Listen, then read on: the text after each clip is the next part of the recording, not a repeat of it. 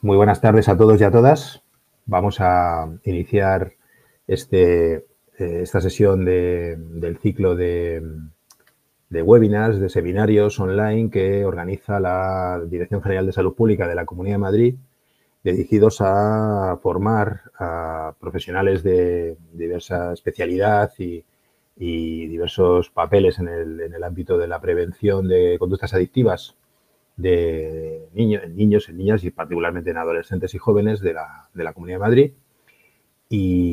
Bueno, pues desde ese, vamos, como sabéis, invito a que este es uno más del ciclo de webinars que vamos a realizar a lo largo desde gestionados por FA Juventud, pero con la colaboración de la Dirección General de Salud Pública de la Comunidad de Madrid, y invito a que conozcáis el resto de seminarios que hemos ido llevando a cabo y los que están previstos por realizar durante todo el año 2025 en la página web que hemos creado a tal efecto, donde podéis acceder perfectamente sin ningún problema a todos los contenidos que vamos desarrollando. Este de hoy vamos a dirigirlo a hablar de cannabis, a hablar de, bueno, entiendo que el ponente, porque le conozco de otras ocasiones, pues evidentemente hará una exposición relativa a la situación de la sustancia, a la situación en cuanto a su consumo y a su percepción social, que es muy, muy relevante, y luego pues irá profundizando acerca de riesgos, efectos y sobre todo dándole ese enfoque preventivo que buscamos también para aquellas y aquellos profesionales que nos reunimos alrededor de estos seminarios. Para mí es un placer hoy contar con Manuel Isorna Folgar, que es doctor en psicología, veterano profesional en el ámbito de la prevención de las conductas adictivas y que, como le estaba comentando hace unos minutos, reúne algo que no es frecuente encontrar en el campo de los profesionales, las profesionales de la prevención, que es una dualidad muy, muy interesante y que enseguida, quien no le conozca, que no sé si habrá muchos o muchas que no les conozcáis, no sé, no creo, pero bueno, verá que enseguida acredita esta condición que yo, dual, que me permito poner en valor, ¿no? Él, bueno, como decía, es doctor en psicología, es profesor de la Universidad de Vigo y bueno, investigador, docente, por un lado, con una amplia trayectoria y con una sólida y muy bien ganada calidad en lo que lleva a cabo desde esta parte de la investigación en la academia en diversas líneas sobre conductas adictivas, alcohol, bueno, nuevas sustancias, nuevas formas de fumar, cannabis, entre otras, pero siempre abierto a profundizar en otras realidades porque, bueno, pues como bien sabéis, igual que compartimos, ¿no? Pues este es un mundo dinámico, un mundo, como no puede ser de otra manera, en evolución y que necesita constante ajuste y constante investigación alrededor del mismo, ¿no? Pero reúne una condición, además, muy interesante, porque no solo se queda en esta parte técnica, analítica, investigadora y desde la academia, sino que también reúne la condición de estar en el terreno, haber estado en el terreno pues prácticamente hasta antes de ayer. Bueno, 25 años, si no recuerdo yo mal, él dirá si sí o si no, Manolo, pero 25 años como psicólogo en un centro en una unidad de atención de conductas adictivas, particularmente más desde el punto de vista de la prevención, no exclusivamente, porque cuando estás trabajando, supongo que algunas o algunos de los que nos estáis escuchando desde localidades de tamaño medio o pequeñas, pues tienes que hacer un poco de todo, desde esas unidades que están siempre dotadas con el personal que tienen y que tienen que estar un poco a todo, ¿no? Pero bueno, ha estado ahí muchos años y ha podido ver y contrastar esos dos mundos que yo decía que se reúnen en él, ¿no? El mundo de la academia, el de la investigación y el mundo de la praxis y del día a día, ¿no? Y creo que esto lo veremos en su exposición y es algo que, bueno, yo creo que la hace particularmente interesante. Y poco más, creo que nada, recordaros que a lo largo de la exposición de Manuel vais a poder hacer las preguntas que tengáis a bien llevarle a cabo mediante el chat que tenéis en la parte derecha de la pantalla inferior. Y luego, pues cuando él finalice su exposición, salvo que opine lo contrario, porque él aquí es el que mandará a partir de que yo me calle, pues es el dueño y señor de la sesión y si quiere ir respondiendo alguna porque la vaya viendo bien, perfecto, y si no, pues al final de la exposición le seleccionaremos las que podamos y en el tiempo disponible, pues con mucho gusto nos atenderá. O sea, que os invito a que estéis eso, pendientes para irlas formulando conforme se os vayan ocurriendo y el avance. Manolo, pues bienvenido. Muchísimas gracias por haber atendido nuestra invitación a que estuvieras esta tarde aquí compartiendo conocimiento y iluminándonos un poco acerca del cannabis y la salud mental. Muy bienvenido y por mi parte todo tuyo. Muy bien, Miguel Ángel. Muchas gracias. Mira, está cargado, no sé si puedo... Sí, ¿Se ve la presentación? Si la seleccionas desde presentación, voy a ir a por ello. Está cargado. Ahí la tienes en pantalla. ¿La ves? Sí, yo sí. Está cargándose. Perfecto, la vemos todos.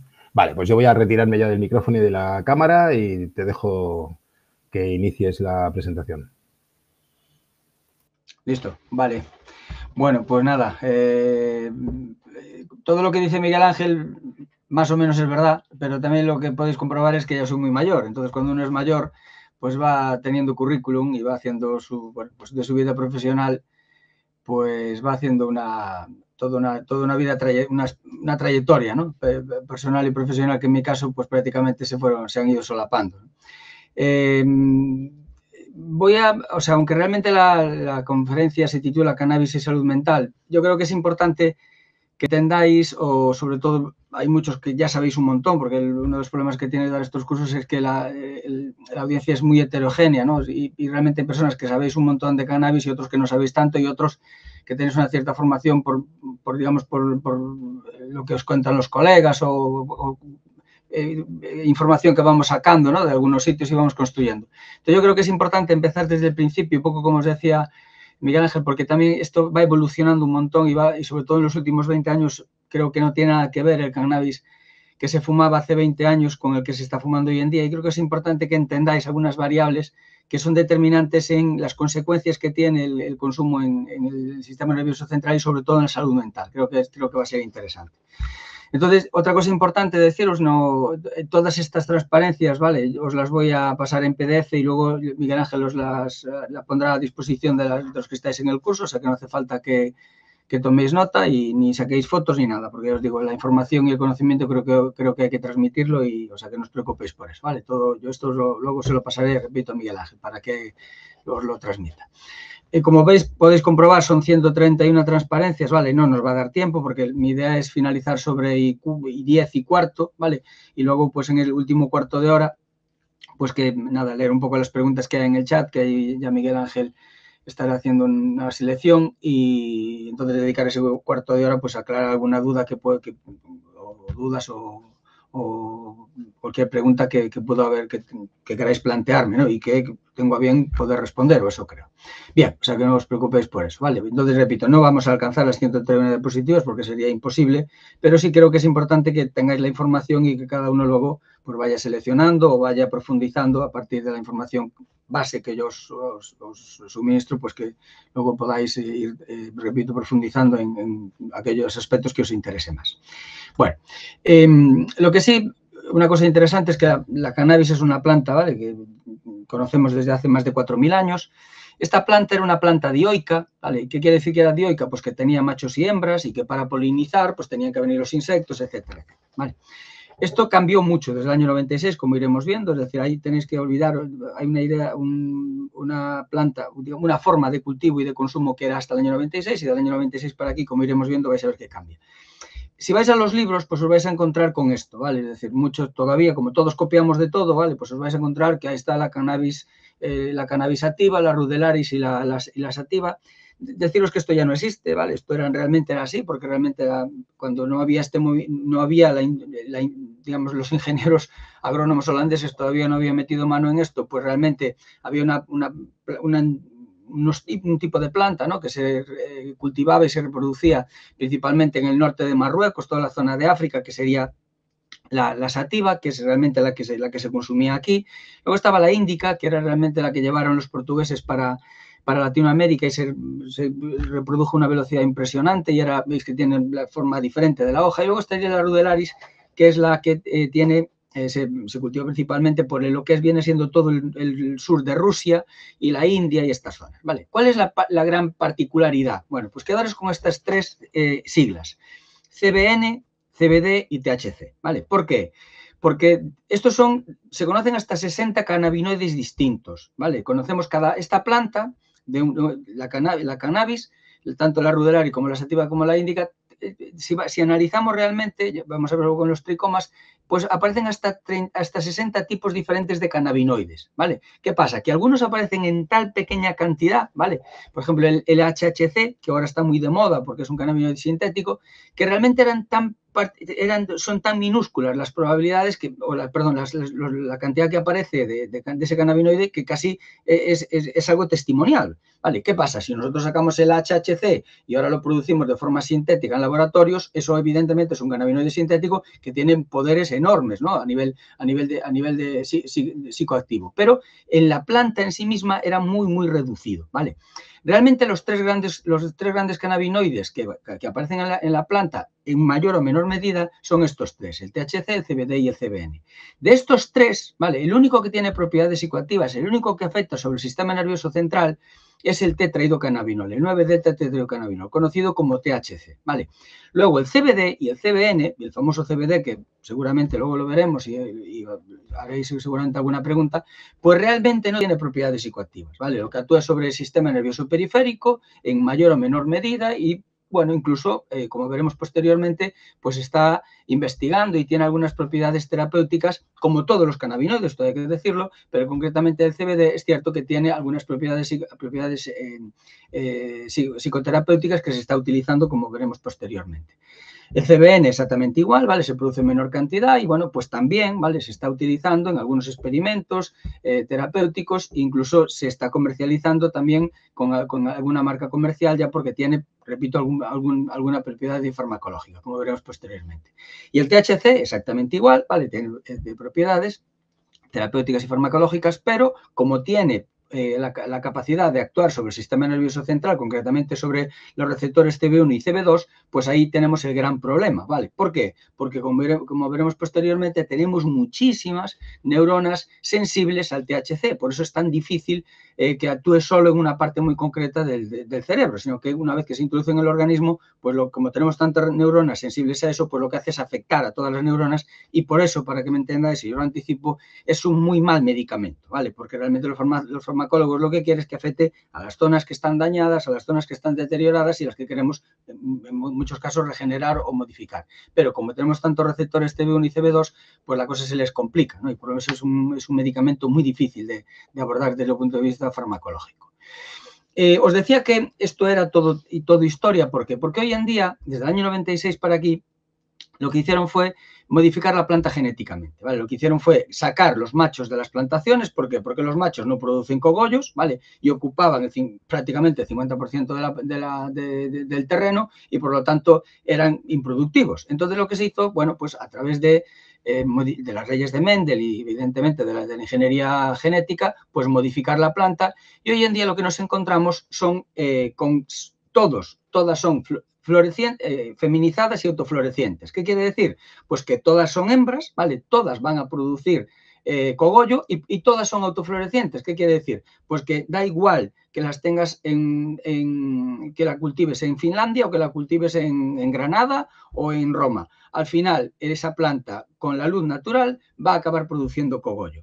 Y esto es una gran novedad. ¿Por qué? Porque realmente lo que están haciendo es adaptar la planta a cualquier clima, ¿vale? A cualquier situación, simplemente con la luz natural. Como vais a ver en algunos reportajes, o si veis el telediario, pues vais a ver incautaciones donde las tienen en sótanos o las tienen en cultivos hidropónicos o lo tienen en sitios donde hay mucha luz. ¿Por qué?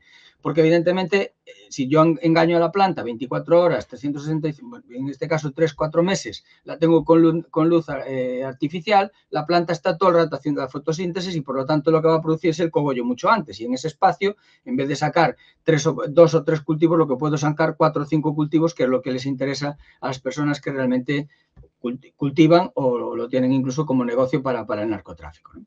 Os pongo aquí algunos ejemplos, ¿vale?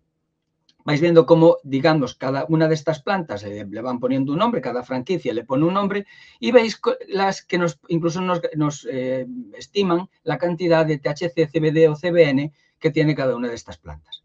Por ejemplo, esta que veis, la última que veis aquí, la Master Crush, ¿vale? Con CBN 1,21, pero tiene el THC 9,43, pues probablemente si vais dentro de un par de años a esta página web, pues probablemente esta semilla ya no se venda. ¿Por qué? Porque realmente lo que quieren los consumidores, y esto es uno de los grandes problemas que tenemos, es que la planta coloque mucho, la planta realmente tenga efectos psicoactivos. Y justamente la que tiene propiedades psicoactivas es el THC, no es el CBD ni el CBN, ¿vale? Bien, uno de los problemas que nos encontramos es este, ¿no? Realmente, si lo veis aquí en el año 95, una parte muy importante de la población creía, ¿no? Tenía en su imaginario social que el cannabis era una planta peligrosa y realmente, pues hoy en día, en el año 2019, como podéis comprobar, en este caso en el 25, pues vemos que ese porcentaje, ¿no? Y sobre todo los que nos dedicamos a trabajar con jóvenes y a población general, pero principalmente los jóvenes, vemos que la percepción de riesgo es mucho más baja, ¿no? La gente se cree que no pasa nada, que es inocuo, ¿no? Incluso que es terapéutico el consumo de cannabis. Y todo lo contrario, si nos vamos a ver realmente objetivamente, vale, la planta en el año 95, pues evidentemente era peligrosa porque siempre tuvo droga y siempre consigue alterar las estructuras y funcionamiento del sistema nervioso central, pero fijaros que realmente estamos hablando de una planta que tenía muchísimo menos THC del que tiene hoy en día, como vamos a ir viendo, ¿vale? Si nosotros vemos veáis un cogollo, ¿vale? Yo aquí no puedo enseñarlo, pero si los talleres que organizo, pues tengo toda una parafernalia allí, y bueno, pues lo que le llevo es un cogollo, ¿vale? Entonces, si vemos un cogollo de la planta, realmente nosotros no veríamos nada. Nos acercamos y vemos, bueno, pues algo verde, ¿no? Si está más o menos seco, pero realmente no conseguimos ver realmente los tricomas. Si nos vamos acercando, sobre todo cuando la planta empieza a florecer, vamos a ver que le salen unos pelitos, ¿vale? Estos pelitos que veis aquí se llaman tricomas. Y concretamente, una de las primeras fases que veis aquí, ese tricoma es transparente, ¿vale? Si nosotros abriésemos este tricoma, realmente lo que va a librar es un aceite. Y este aceite se llaman terpenos, que es el que le da el olor característico, ¿no? Cuando vais por ahí, por la calle, y sabemos que alguien está fumando un porro, está fumando cannabis, realmente lo que estamos oliendo son los terpenos, no es el THC. Los perros de la Guardia Civil o de la policía, cuando huelen, cuando detectan, no detectan el THC, sino que detectan los terpenos, el olor, este aceite que os decía que está dentro de los tricomas.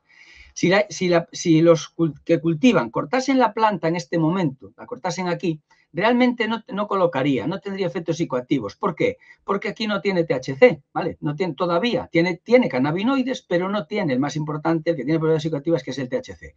Curiosamente, cuando el tricoma se pone blanco, ¿vale? Aquí en Galicia dicen los que cultivan, ¿cuándo cortas la planta? Cuando está enfariñada, ¿no? ¿Qué es enfariñada? Cuando tiene el color de la harina, ¿no? Cuando está blanquecino, ellos cortan ahí la planta. Y es curiosamente, ellos tienen la experiencia de que es cuando más coloca. ¿Por qué? Porque justamente es cuando más THC tiene, ¿vale?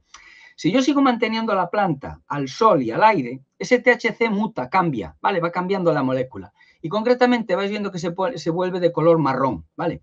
¿Cuál es la particularidad? Pues que cuanto más marrón se vuelve, menos THC tiene y aumenta la cantidad de CBD, ¿vale? De cannabidiol, ¿vale? ¿Cuál es la particularidad? Pues una de las cosas más importantes que debemos saber es justamente esto, que hasta el año 96, con todos los peligros que tenía la planta, pero había un equilibrio, entre comillas, ¿vale? Es decir, es verdad que la planta producía THC, pero también tenía una cantidad de CBD que lo que hacía era compensar, ¿no?, el efecto que causa el THC. ¿Cuál es el problema de hoy en día? Pues el problema es que, como vamos a ir viendo ahora, vais a ver que todo lo contrario. Lo que están haciendo es aumentar la cantidad de THC, porque es lo que realmente el consumidor quiere que me coloque, pero es imposible que al mismo tiempo consigan aumentar las cantidades de CBD. Entonces, lo que nos estamos encontrando son con plantas con un poder psicoactivo enorme, ¿vale? Pero que al mismo tiempo ya está descompensado ese efecto, digamos, analgésico y realmente incluso, si me apuráis, antipsicótico que tiene el CBD. Y por todo lo contrario, lo que estamos aumentando es el THC, que tiene, por desgracia, esas potenciales, como luego iremos viendo, esa potencialidad de alterar el funcionamiento de la estructura del sistema nervioso central y en muchos casos pues desarrollar enfermedades de tipo, sobre todo de brote psicótico, ¿no? Y otras enfermedades de salud mental, como veremos, pero principalmente de rasgos psicóticos. Bueno, esto es un ejemplo de lo que os estoy contando, ¿vale? Aquí vais viendo cómo las plantas que se van incautando, esto es que no sé si, bueno, hay varias presentaciones que lo tengo, ¿vale? Pero repito, está en todas las encuestas que veáis, incluso de la Unión Europea, nos encontramos con esto. Vamos viendo cómo, bueno, lo vemos mejor aquí, fijaros, aquí lo veis. Aquí vamos viendo con la leyenda negra vais viendo la cantidad de personas que fuman cannabis en Estados Unidos, ¿vale? Aquí lo vais viendo. Hoy en día, desde la legalización, están cerca de los más de 25 millones, ¿vale? Casi han duplicado la cantidad de consumidores. Y luego, si os fijáis, vamos viendo con la leyenda blanca las personas que demandan tratamiento por consumo de cannabis, ¿no? Es decir, en España son cerca de 14, bueno, recogidas dentro de la enquisa del Plan Nacional, son sobre 14.000 cada año. Bueno, pues realmente nosotros sabemos que vamos registrando, ¿no?, por las diferentes vías de inscripción, las personas que realmente demandan tratamiento como droga principal el cannabis. Y lo vais viendo, ¿vale? Lo normal, lo lógico, sería que las personas que demandan tratamiento fuesen paralelo al número de personas que consumen. Eso sería lo lógico y racional y lo esperable, ¿no? Pero si os fijáis, veis que el número de personas que demandan tratamiento va paralelo a la potencia de las plantas que se van incautando. Fijaros, lo que hacen es la policía, en este caso de Estados Unidos, de varios estados, cada vez que hay una incautación de droga, o había cuando era ilegal, y lo siguen haciendo ahora, es mandar a los laboratorios, concretamente a la Universidad de Massachusetts. Entonces ellos lo que hacían era un registro, ¿no?, de la cantidad de THC, CBD, CBN y distintos cannabinoides. Y lo que comprobaron era que realmente las personas que demandan tratamiento no va paralelo al número de consumidores, que va paralelo a la potencia. Por eso es tan importante el tema de la potencia, ¿vale? Es un tema de vital importancia y repito que hay que cambiar el imaginario social que tenemos los que, bueno, pues ya tenemos una edad desde el año 96, ¿vale? Aquí lo vais viendo exactamente igual, pero esto ya es actualizado hasta 2018, ¿vale? Y vais viendo cómo va aumentando la cantidad de THC, lo veis en azul, pero cómo va reduciéndose la cantidad de CBD, lo que os decía anteriormente, ¿vale? Es imposible, digamos, a día de hoy los ingenieros agrónomos no han conseguido pues que aumente tener por igual o mantener la proporción de CBD y de THC.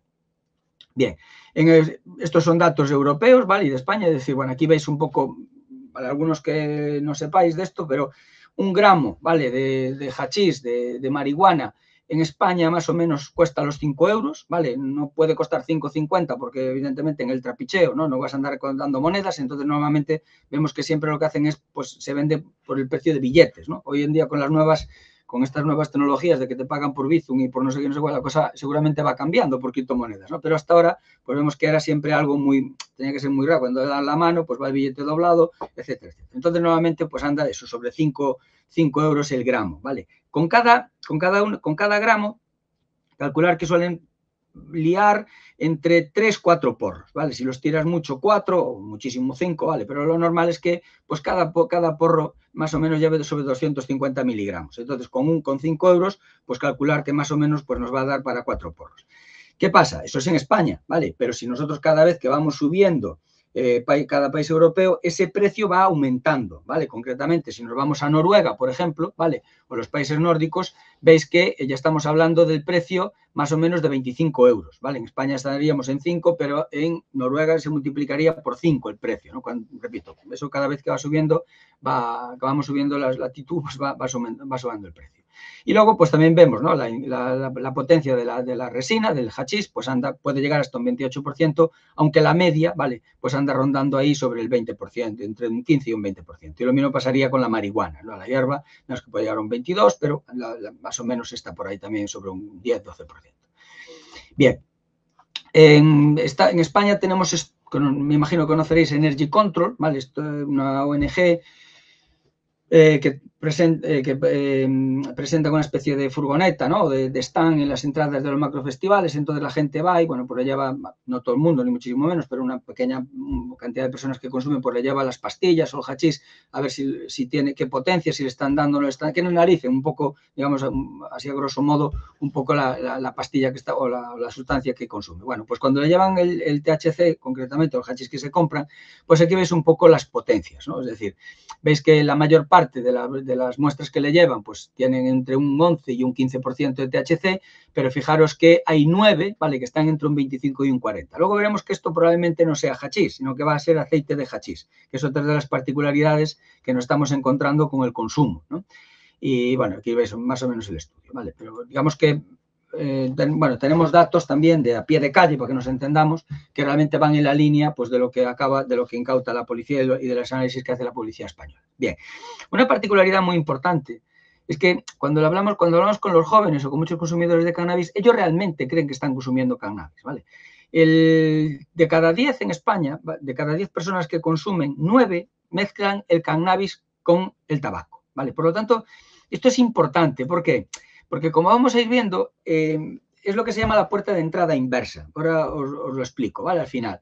Y esto es una particularidad que no se daba nunca. Es decir, la gente de mi generación, pues la gente empezaba por el tabaco, alcohol, cannabis, y luego pasabas coca o pasabas a la heroína, ¿no? Pero hoy en día no, ¿vale? Hoy en día una parte muy importante de los consumidores empiezan por el consumo de cannabis, ¿vale? Porque creen que es menos perjudicial, que es inocuo, pero veremos que muchos de ellos van a acabar dejando el cannabis, pero lo que no van a dejar es la nicotina. Y ahora os lo explico brevemente. Nosotros cuando le preguntamos a los chavales o los consumidores por qué mezclan, ¿no? El hachís, en este caso la marihuana, porque el hachís tiene que mezclarlo con marihuana o con es una resina y no ardería, ¿no? Pero cuando le preguntamos por qué mezclan la marihuana, ¿no? Con el tabaco, pues ellos nos dicen varios motivos. El primero es por la mejor combustión, ¿vale? Si vosotros cuando fuman un verde, si pilláis el cogollo, lo trituráis en el grinder, ¿no? Y eso, esa hierba pues que queda ahí, lo metemos en el papel y lo liamos, pues evidentemente eso no lleva benceno. Igual pasaría con el tabaco. El tabaco, si no llevase todos los productos químicos que lleva, pues tendrías que estar tirando continuamente porque se apagaría, ¿no? Entonces le echan un montón de productos químicos, entre ellos el benceno, que lo que hace es que tú enciendes el cigarrillo y verás que no se apaga nunca, se sigue consumiendo. Eso lo hace ese producto que es el benceno. Cuando tú mezclas, si tú fumas un verde, ¿vale? Pues solo un cigarrillo de marihuana, pues se apagaría, tendrías que estar tirando continuamente, ¿no? Porque se apagaría. Entonces, claro, si tú fumas continuamente, lo que te da es una blanca, ¿no? Te da un bajón que te acabas cayendo, o simplemente por el propio estar tirando continuamente hay tanto monóxido de carbono que te quedarías sin oxígeno, sobre todo si eres joven y tienes poca costumbre, y acabarías pues literalmente casi desmayándote, ¿no? Entonces lo que haces es lo mezclas con el tabaco, y el tabaco ya lleva ese benceno y tú no tienes la necesidad de estar tirando continuamente del cigarrillo, ¿no? Entonces le das una calada, luego le vas a dar otra y eso, pues digamos, entre comillas, te ayuda un poco a controlar, ¿no? Más o menos el efecto que te está causando. Otro motivo que nos dicen es el sabor más suave, ¿no? Fumarte un verde rasca un montón, igual que pasaría con el tabaco, si no llevase los productos químicos que lleva, sería infumable, pero le echan un montón de productos químicos, entre ellos sabores a vainilla, etcétera, etcétera, mentolados, etcétera, etcétera, y eso, digamos, daña menos, ¿no? Hace como, es menos fuerte en el sabor en la garganta. Bueno, pues si tú mezclas la marihuana con el tabaco, pues se pasa eso. Luego está la parte de duración económica. Este es uno de los motivos que ellos nos comentan con mayor asiduidad. ¿Qué es? Joder, claro, yo tengo 1 gramo, me da para 4 porros, ¿vale? Pero si lo mezclo con tabaco, no me da para 4, me da para 8, me da para 10, ¿vale? Entonces, bueno, pues lo que hacen es lo mezclan con tabaco y al mezclarlo con tabaco, digamos, hacen más cantidad de porros, lo cual le permite, pues en vez de fumárselos todos, le da para 2 o 3 días, ¿no? Más o menos calcular que un fumador de porros en España, un chaval, fuma sobre 3 porros, ¿vale? Y una chica fuma sobre 2 al día, los fumadores diarios, ¿eh? ¿Vale? Entonces, bueno, alguno fumará más, evidentemente estamos hablando de una media. Entonces, bueno, pues si tú te fumas 2 o 3 porros al día, ¿vale? Pues evidentemente de 1 gramo, pues te da para fumar como mínimo 2 o 3 días, ¿vale? Lo cual es un ahorro económico. Y luego está lo que os decía, la poca tolerancia al cannabis. Y os explico esto. Mira, yo cuando hablo con los chavales, mi recomendación es que nunca fumen porros, ¿vale? Es decir, no tiene ninguna ventaja, ningún beneficio. A ver si consigo transmitiros algo de, por lo menos esta información a lo largo de estos 40 minutos que nos quedan. Pero yo les digo que no tiene ninguna ventaja. Ahora bien, si van a fumar, ¿vale? Si van a fumar, que esperen hasta los 25 años. Eso es una de mis principales recomendaciones. Y ahora entenderéis por qué. Pero lo que sí les digo es lo siguiente. Mira, yo no sé si es la calada número 5 del porro 33.444 que te fumas o si es la calada número 2 del porro tercero que te fumas. Pero si tú empiezas a oír voces que nadie oye, a ver cosas que nadie ve, y no suelen ser muy comunes las alucinaciones táctiles, ¿no? O sea, bichos por debajo de la piel, etcétera. Eso pasa con otras drogas, pero no con el cannabis. Pero repito, sobre todo lo de escuchar voces y ver cosas que nadie ve, deja de fumar inmediatamente, ¿vale? ¿Por qué? Porque realmente lo que quiere decir es que ese THC está afectando en zonas muy vitales de salud mental, ¿vale? Concretamente está afectando en zonas muy concretas del sistema límbico donde lo que cambia y modifica es la percepción, ¿vale? Y y exactamente las zonas de la personalidad, porque tú empiezas a, fíjate la deformación que tienes, que empiezas a oír voces y empiezas a ver cosas que nadie ve, ¿vale? Entonces yo les digo que lo dejen ya, porque es muy probable que si siguen fumando, haya cambios en la estructura y el funcionamiento del sistema nervioso central que van a ser crónicos, que van a quedar de por vida y que evidentemente va a ser una enfermedad crónica. ¿Y qué les digo? Mirad, lo que suele pasar aquí, ¿vale? Y es la puerta de entrada inversa, lo que os decía lo siguiente. Muchos de ellos empiezan a consumir y empiezan a tener ideas autorreferenciales o de este tipo, alucinaciones o ideas autorreferenciales. ¿Qué es? Se asustan, ¿no? Es decir, tienen la sensación, por ejemplo, ¿no?, de que su alma se eleva, ¿no? Su alma es como si se eleva y como si el cuerpo quedase... ¿no? Tienen ideas disociativas, ¿no? Es decir, empiezan a disociar, ya no saben si lo que están viviendo ya lo han vivido antes, es decir, se asustan, ¿vale? Entonces, ¿qué hacen este tipo de chicos y de chicas? Lo que hacen es que siguen fumando, pero cada vez empiezan a echar menos marihuana o menos hachís en el pitillo, pero en el porro. ¿Y qué hacen? Aumentan la cantidad de tabaco, ¿vale? Entonces, cada vez se van dando cuenta de que esto es más recurrente, ¿no? Entonces se asustan, entonces no dicen nada, ¿no? O no suelen decir nada, porque ¿cómo vas a decir a los colegas que te pasa esto, ¿no? Pero lo que sí hacen automáticamente es cada vez van reduciendo menos la cantidad de hachís o la cantidad de marihuana, pero van aumentando la de tabaco, ¿vale?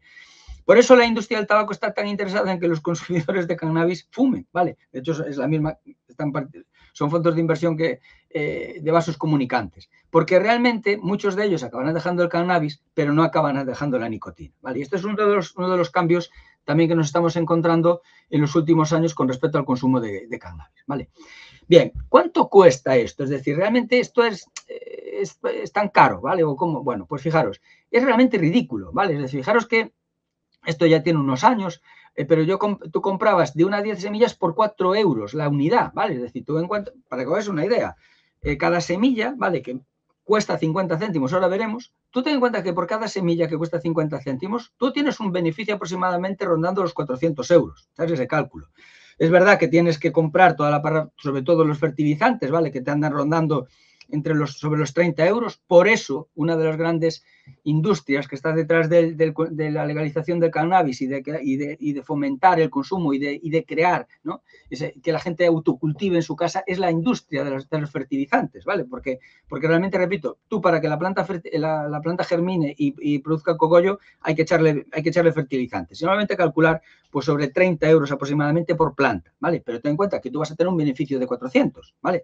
Entonces, claro, el negocio es redondo, ¿vale? Si os echáis en cuenta. Bueno, lo que sí os digo es que, no lo puse aquí, pero hoy en día, ¿vale?, esto va bajando un montón el precio, es decir, cada vez hay más franquicias que producen y por lo tanto el precio va bajando, y hoy en día una semilla tú la puedes comprar por 50 céntimos aproximadamente, ¿vale? Entonces fijaros cómo, bueno, os repito, el margen de beneficio es enorme. Y la pregunta que os haréis muchos es decir, pero vamos a ver, ¿cómo es posible que tú puedas comprar una semilla que luego la vas a cultivar y vas a tener droga y vas a poder consumirlo o venderla, etcétera, etcétera? Bueno, pues muy sencillo, ¿vale? Y repito, aquí da igual un partido político que otro, nadie les mete mano a la industria, nadie se quiere enfrentar con ellos, bueno, y si tuviésemos tiempo lo hablaríamos por lo menos a mí, por lo que me cuentan algunos políticos, ¿no? Pero fijaros, todas las semillas os van a poner esto por detrás, ¿vale? Esta concretamente veis aquí, semillas feminizadas, autoflorecientes, lo que os decía. Y van a decir, queda prohibida la venta de menores de 18 años, ¿vale? Esto es lo primero que te pone. Semillas de uso exclusivo para el coleccionismo, ¿vale? Yo te estoy vendiendo esto para que lo colecciones. Te lo dice bien claro, queda prohibida su germinación, ¿vale? No son aptos para uso agrícola, más claro no te lo pueden decir. Consultar legislación vigente sobre cannabis en su lugar de residencia y te lo ponen muy claro. El distribuidor y el vendedor no, en mayúsculas, se hacen responsables de cualquier uso ilícito que terceros puedan hacer de estas semillas. Bueno, pues con esto, ¿vale? Con esto, pues digamos, están en un limbo alegal, porque no es ilegal, pero tampoco es legal. Entonces lo que hacen, están ahí, en ese limbo, donde nadie quiere meterles mano y donde, bueno, pues a ruido, ya sabe, a mucho ruido, por ganancia de pescadores. Y evidentemente todo el mundo, todas las franquicias, que son muchas, concretamente españolas, que se dedican a esto, pues se están enriqueciendo a unos niveles que no os podéis ni imaginar, la cantidad de millones que se están enriqueciendo. Concretamente todas las semillas, cuando veis incautaciones y plantaciones en Marruecos, todas esas semillas se las venden las franquicias españolas, que no os creáis que son de otros países, ¿vale? Bien, esta es la última que compré, la compré en el año 2020, ¿vale? Ya tiene 5 años, seguramente ya la próxima que compre ya no quiero deciros qué porcentaje va a tener, pero fijaros que esta ya me garantiza un 23% de THC, ¿vale? Una cosa que sí me olvidé deciros es que hasta el año 96, la planta nunca había tenido más de un 5% de tetraidrocannabinol, de THC. Es decir, desde el año 96 para atrás, ¿vale? Nunca jamás de la historia las plantas habían producido más de un 5% de tetraidrocannabinol, porque la planta en su reproducción natural, dioica, de machos y de hembras, pues lo que conseguía era eso, ¿vale? Dependiendo del clima, de las horas de sol, pues llegaba a un 5%. Fijaros que hoy en día esta me garantiza un 23% de tetraidrocannabinol. 23, es decir, para que me entendáis, cuando un joven hoy se está fumando un porro, ¿vale? Por ahí por la zona de Madrid, salís hoy a la calle, y un joven o no tan joven, se está fumando un porro. No es verdad, se está fumando 4 porros. Es decir, no hay cerebro adolescente que soporte esto. Esto es muy importante que lo entendamos y no lo conseguimos transmitir a la opinión pública. Repito, están fumándose un porcentaje de un 20, hoy en día prácticamente un 25% de tetraidrocannabinol. No hay cerebro adolescente que soporte esta cantidad de THC, no lo hay, ¿vale?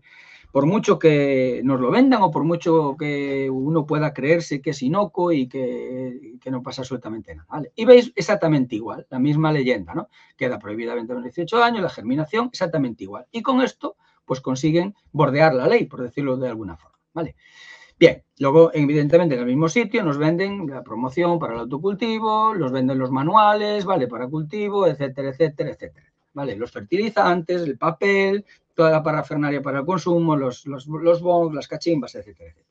Bien, os pongo esto porque mirad, hace años esto del blunt era algo anecdótico, yo lo poníamos en los cursos porque era, bueno, en Estados Unidos, ¿no? La gente fumaba normalmente blunt, que era pillar la hoja del tabaco, ¿vale? Tú pillas la hoja del tabaco y esa hoja del tabaco la rellenabas con marihuana, ¿vale?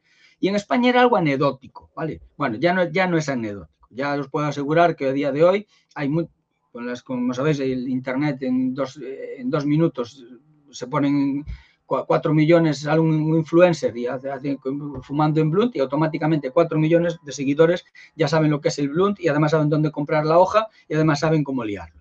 Entonces nos estamos encontrando con esto, ¿no? Que esto realmente va cambiando. Bueno, realmente el joint sería lo que fuman en Estados Unidos, Nueva Zelanda, que es fumar la marihuana solo con el papel y punto, ¿vale? Nosotros tenemos el porro, conocido como split, ¿no? Que sería la mezcla de tabaco con marihuana o tabaco con el hachís, y luego estaría el blunt, que es lo que os digo, ¿vale? Que lo que mezclan es la hoja del tabaco con la marihuana. Yo, así a grosso modo os explico, hace unos años, 6, 7, 8 años, por ahí había una página web de unos chicos murcianos que vendían hojas del tabaco, ¿vale? Y hoy en día están multimillonarios. O sea, fueron los primeros en importar hojas del tabaco, en venderlas y se abastecen prácticamente a todos los consumidores que fuman blunt, pues lo venden. Y además, curiosamente, la hoja del tabaco no paga impuestos como el tabaco ya industrializado, ¿vale? Bien, el tema del papel, bueno, pues evidentemente sabéis que se lía de distintas formas, ¿vale? En V, en L para aumentar la cantidad, hay muchas formas de liar los porros, ¿vale? Es decir, cuanto más los chavales sabéis que quieren darse a ver, quieren destacar, quieren que sus vídeos pues tengan más influencia que otros, entonces lo que hacen es pues esto, ¿no? No sé si conocéis el biturbo, el triturbo, que es entrelazar, ¿no? Los porros para que tener más cantidad, el porro tulipán, y luego hay una forma que veis aquí, que hay más, pero os pongo así de más importantes, que es el Tans Joint, ¿vale? El Tans Joint es muy peligroso, ¿por qué? Porque es un porro, ¿vale? Mezclado tabaco con hachís, y luego lo que hacen es, como veis ahí, lo envuelven con aceite de hachís. Vamos a ver lo que es el aceite de hachís, ¿vale? Y lo que hacen es, lo hacen como un hilo, y lo que hacen es, lo envuelven, como veis ahí, toda una vuelta alrededor del porro, y luego lo que hacen es fumarlo. ¿Cuál es el problema? Pues que este aceite de hachís, ¿vale? Tiene una potencia más o menos de un 80% de tetraidrocannabinol, de THC, lo cual eso lo convierte en una bomba de relojería realmente, ¿no?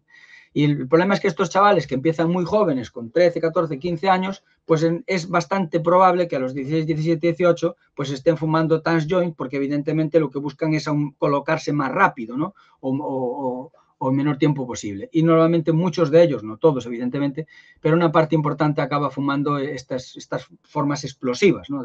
Por decirlo de alguna manera, de consumir tetrahidrocannabinol. En cuanto a las boquillas, que os lo ponía por aquí también, me parece, ¿no? Por aquí. Bueno, hay muchos tipos de boquillas, ¿vale? Pillan, como sabéis, la de cartón, la típica, luego pillan la del tabaco, la cortan, la meten, es decir, hay muchas formas. Y lo que hace la propia industria ya es vendernos también, ya la propia industria del cannabis, como iremos viendo, lo que hace es reconocer que fumar no es muy peligroso, ¿vale? Fumar el porro ya no es tan... ir en contra de la evidencia científica es complicado para ellos, entonces lo que hacen es ya proponerte formas, entre comillas, más sanas de fumar, ¿no? Y uno de ellos es proponerte los filtros de carbono, ¿no? Es decir, una de las estrategias de la propia industria, aunque ya veréis que muchos de ellos, la propia industria ya está recomendando otras formas del consumo de cannabis, como puede ser en comestibles o como puede ser incluso vaporizado, como iremos viendo más adelante, ¿vale? Aquí veis las distintas formas, ¿vale? Es decir, pillamos el cogollo, lo metemos en el grinder, lo trituramos, lo metemos en el papel, aquí veis, y lo fumamos, ¿no? Esto sería la forma más típica. El problema es que está a una altísima temperatura y todo esto pasa a una temperatura muy alta para el sistema nervioso y eso es uno de los grandes problemas que tiene. Vale, luego estaría lo que es el hachís, que veis que sería, si nosotros pillamos el grinder, en la parte de abajo lleva como una redilla, tiene 3 pisos, bueno, pues la última parte del grinder, ahí recogeríamos los tricomas, pasaría por un tamiz y ahí recogeríamos lo que es el hachís, lo que conocemos como costo, como chocolate, ¿no? O aquí lo veis más, aquí veis en la película del niño, bueno, y sin ir a la película, pues en Marruecos lo que hacen es lo golpean, ¿no? Meten grandes cantidades de cogollos y aquí debajo lleva como un tamiz, una teoría que os digo, y lo que acaban recogiendo es esto, le dan calor, ¿vale? Le dan tener en cuenta que recordar que los tricomas llevan ese aceite, le dan calor, ¿vale? Primero se vuelve líquido y una vez que enfría, pues queda esa pasta dura, que es el conocido como hachís, como chocolate, como costo, ¿vale? Hay varios tipos también, pero vamos. Y aquí veis exactamente, ¿no? Se pilla luego un trocito, se calienta, se mete en el medio del tabaco o, como veis aquí, que no lo pongo por ahí, se mete incluso en lo que se llama el mariachi, ¿vale? Que también es muy común en fumadores ya que llevan cierto tiempo. ¿Qué es un mariachi? Pues es liarte un porro de marihuana, ¿vale? Pillas lo que es la marihuana, la María, y en medio le echas hachís, ¿vale? Entonces, claro, eso evidentemente, pues es mucho más potente, evidentemente, que fumarte solo un porro. Y es lo que se conoce como mariachi también, ¿vale? Que es no muy común, pero sí en los fumadores, sobre todo, que llevan muchos años. Y luego, una de las variantes que en el año 96 prácticamente no se conocía y si me apuráis casi hasta el año 2000, pero que se puso muy de moda, sobre todo por internet, porque es muy fácil de elaborar, es lo que es el aceite de hachís, ¿vale? ¿Qué es el aceite? Pues nada, se pillan los cogollos, ¿vale? Se meten en un jarrón, ¿vale? Una botella, donde queráis, con alcohol, ¿vale? No alcohol de 96 grados, sino ginebra, vodka, lo que queráis, y se tienen ahí durante 3-4 semanas, ¿vale? Entonces lo que hace el alcohol va a conseguir que todos los tricomas se despeguen, se liberen del cogollo. Entonces luego lo que hago es lo filtro, ¿vale? Y ahí literalmente lo que hago, obtengo este aceite, ¿vale? Otra de las formas más peligrosas, ¿vale? Que si yo lo tengo comprado, cuesta 25 euros, ¿vale? Es un tubo, creo que lo tengo por aquí, a ver si lo tengo. Aquí lo veis, ¿vale? Mira, este concretamente cuesta 46, ¿vale? Porque este es el grande, ¿vale? Yo tengo el pequeñito, este que veis aquí, el primero, y este cuesta 25 euros, ¿vale? Entonces lo que hace es un tubo de PVC o puede ser de aluminio también. Entonces lo que haces es meter los cogollos y encima del todo, ¿vale? Lo que le metes es la presión de una botella de estas de gas, de cargar los mecheros. Lleva un filtro en la parte de abajo, ¿vale? Entonces con la presión lo que haces es que se van liberando todos los tricomas y en la parte de abajo, ¿vale? Aquí lo veis, este sería el mío, ¿vale? En la parte de abajo lleva un filtro y entonces por ahí van a caer todo el aceite, ¿vale? Tienes que meterlo en un recipiente de cristal, ¿vale? ¿Por qué? Porque justamente en ese recipiente va a caer el aceite, pero también va a quedar parte del gas, ¿vale? Entonces esto luego tienes que ponerlo al baño María, ¿vale? Entonces lo que hace es el gas se va evaporando. ¿Y qué hacen muchos cuando están elaborando el aceite de hachís? Pues esperamos, ¿vale? Mientras se pone al baño María y se va calentando y va evaporándose el gas para quedarme con el aceite, pues no se nos ocurre nada más y nada menos que encender un cigarrillo. Bueno, pues lo que hacen es que en muchos casos acaban produciéndose una deflagración bestial, porque evidentemente hay tal acumulación de gas, sobre todo si elaboras mucho aceite, que acaba reventando pues la habitación o el piso, lo que sea. Y os puedo asegurar que hay casos de muertes, concretamente los últimos casos, la última noción que yo tengo son 2 chavales en Logroño que fallecieron justamente, fallecieron 2 chavales y el peatón, porque era un primer piso y le cayó toda la pared y acabó aplastando a un viandante que pasaba por la acera. Si lo queréis ya en plan industrial, si vais, luego veremos un poquito de las ferias, si vais ahí, pues ya podéis comprarlo por 9.000 y pico, podéis comprar ya una en plan industrial, ¿no? Bien, otra de las formas que nos estamos encontrando es que para consumir ese aceite de hachís ya no nos vale el fumado, ¿vale? Sino que tenemos que consumir lo que se llama el daving. ¿Qué es el daving? Pues nada, esto es una especie de cachimba, de bong, por decirlo de una manera. Lo que haces es que calientas, ¿vale? Con un soplete, aquí lo veis, este es el que tengo yo, ¿vale? Tienes que calentarlo con un soplete de estos de cocina, para flamear las cosas. Calientas lo que se llama el ring, que es o bien un cristal o bien un trocito de metal, ¿vale? Todo calientas el rojo vivo, tiras un trocito de aceite de hachís y lo que haces es como una cachimba. Lo que haces es que inhala rápidamente, ese humo va a la base donde está el agua y el líquido que sea, y lo que hacen las moléculas es que se comprimen, ¿vale? Y lo que haces es que automáticamente aspiras y te da un colocón de 3 pares de narices, ¿vale? Porque contiene muchísimo más THC. Bueno, y esto es una de las formas que suelen consumir muchos jóvenes también, normalmente los fines de semana, porque necesitas la parafernalia del bonjo de la cachimba, ¿no? Y esta concretamente que veis aquí es eléctrica, ¿vale? Ya no necesitas calentar nada, aunque la que yo tengo es esta, ¿vale? Pero también anda sobre los 20, 30 euros y comprar. Esta es un poquito más cara porque es eléctrica, ¿vale? Pero bueno, va en ese sentido. Bien, y luego hay otras formas, ¿vale?, de consumo, que no os voy a explicar aquí, pero lo que es el hot busting, que es pues, lo que llaman el submarino.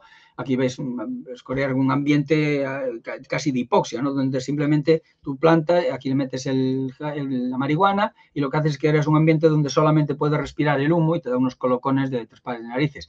O lo que hace mucha gente ya, como sabéis que está legalizado en Estados Unidos y puedes vender el aceite, en España no tanto.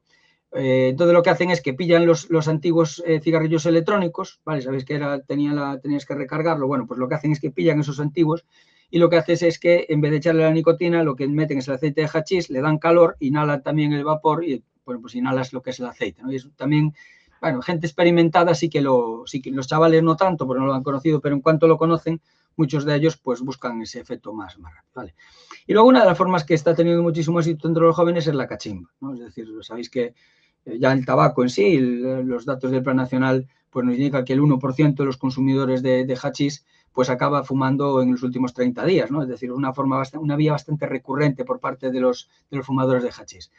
Deciros que no es más saludable, en contra de lo que piensan los jóvenes, más bien todo lo contrario, ¿vale? Porque sobre todo aquí sabéis que lleva carbón, ¿vale? El carbón lleva metales pesados, níquel, plomo, etcétera, etcétera, y eso lo acaba fumando el fumador. Pero es que además, cuando el humo llega a la base de la cachimba, donde está el agua, eso no depura nada, como creen los fumadores, sino todo lo contrario, lo que hace es que comprime las moléculas, ¿vale?, de THC, de nicotina, de monóxido de carbono, etcétera, etcétera, y cada inhalación que le da al fumador ingiere el doble o el triple, más bien el triple de sustancia que si no lo consumiese en cachimba, ¿vale? Por lo tanto, eso de que ese mito, ¿no?, que tienen los jóvenes de que es mejor fumar en cachimba que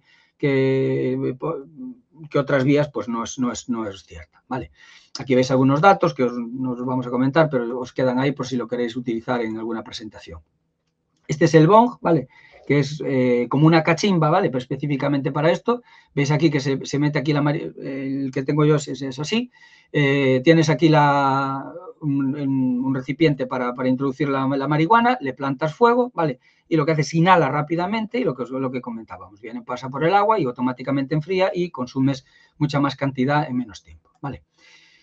Bien, brevemente, la propia industria, ¿vale?, esto lo saqué yo de una feria, concretamente los que sois de Madrid tenéis la feria de cannabis siempre, abril, mayo, junio, siempre ahora, no sé si tengo por ahí el cartel, y yo os recomiendo que vayáis, sinceramente, aunque la feria son 3 días, con que vayáis un día suficiente, pero aprendéis un montón, ¿vale? Os cobran, no sé si son 6 o 10 euros por cada día, pero vale la pena que vayáis porque os dan una lección allí, vais un poco todo esto que os estoy contando pues con mayor detalle, incluso podéis ir stand por stand preguntando y se aprende un montón de cosas. Yo por lo menos tengo ido y aprendí un montón de cosas, ¿vale? Y en la propia industria ya te reconoce, ¿no?, que aquí lo veis. ¿Por qué fumar es más dañino? Bueno, pues porque los problemas respiratorios asociados al humo se deben. Y entonces ya ellos mismos te venden, también es verdad que te venden el vaporizador allí, ¿no? Y pueden calcular una media de 100 euros, incluso mucho, bastante más, pero la propia industria se está dando cuenta que esto de fumar marihuana o fumar porros antes o después se le va a acabar, porque es evidente que el daño pulmonar y respiratorio que genera es demoledor, ¿no?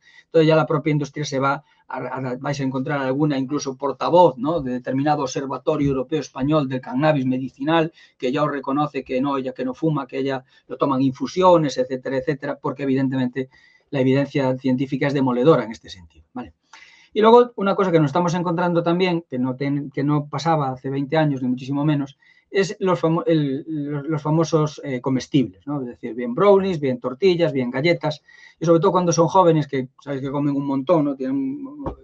Pues ya, claro, cogen la primera galleta en el cumpleaños, están como Dios, no les pasa nada, como tienen hambre comen la segunda, están como Dios, no les pasa nada, y cuando van por la tercera dicen, joder, que mal me empieza a encontrar, pero claro, cuando todo ese THC llega a la sangre, pues imaginaros lo que acaba pasando, que acaban acudiendo por urgencias con una intoxicación cannábica, ¿no?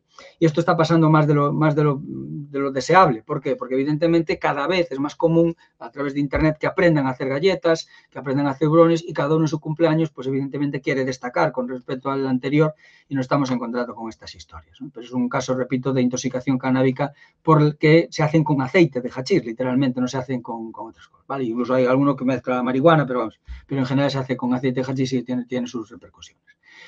Bien, brevemente, ¿cómo funciona el THC? Vale, aquí vamos a ir muy rápido, pero os dejo las diapositivas por si lo queréis. Realmente lo que hace el THC no hace nada de por sí, ¿vale? Como todas las drogas, igual que la cocaína, todo lo que hacen es que alteran la estructura y el funcionamiento del sistema nervioso central de determinadas zonas, y eso lo que genera pues, son los efectos de cada una de las distintas sustancias. Concretamente, lo que va a hacer el THC va a actuar sobre dos neurotransmisores, actúa sobre más, pero concretamente sobre dos muy conocidos, ¿no? Como veis aquí, la anandamida y el 2-gliconidonilglicol, ¿vale? Estos son los dos principales. Entonces, ¿qué hace? Lo que hace es que, como veis aquí, ¿vale? A ver si lo está por aquí, creo que es esta diapositiva. No, os lo puse. Aquí lo veis. Veis que realmente el THC tiene una estructura similar a la anandamida, ¿vale? Entonces, cuando le llega a mi neurona el THC, no sabe si realmente es un neurotransmisor endógeno, como es la anandamida, o si es algo externo. ¿Por qué? Porque es que no es capaz de diferenciarlo. Entonces, claro, como viene tal cantidad de THC, lo que hace es que esa neurona permite que entre dentro de su estructura, y lo que hace es que va a cambiar el funcionamiento, la estructura de la propia neurona y el funcionamiento de las neuronas. Entonces, lo que hacen todas las sustancias. ¿Esto qué va a generar? Pues que evidentemente cuanto más consumo, más tiempo, más frecuencia, y dependiendo de la modalidad de cada uno, pues vaya habiendo cambios o no funcionales y estructurales en cada una de las estructuras cerebrales. Y eso, evidentemente, cuando se produce en mayor medida de lo deseable, pues acaba produciendo, en muchos casos, trastornos, ¿no? Unos más o menos graves, y en muchos casos, por desgracia, el THC pues altera sobre estructuras vitales para nosotros, y muchas veces acabamos desarrollando trastornos psicóticos que, como bien sabéis, la mayor parte de ellos son crónicos y de por vida, como puede ser la esquizofrenia o, en muchos casos, incluso la contribución a la depresión bipolar, que ya hay muchos estudios que van en ese sentido, ¿vale? Entonces, eso es un poco cómo funciona, ¿no? Me gustaría tener más tiempo para explicarlo, pero ya son menos 5 y nos quedan 15 minutos, ¿vale? Pero realmente, bueno, luego voy a pasar un montón de información sobre esto.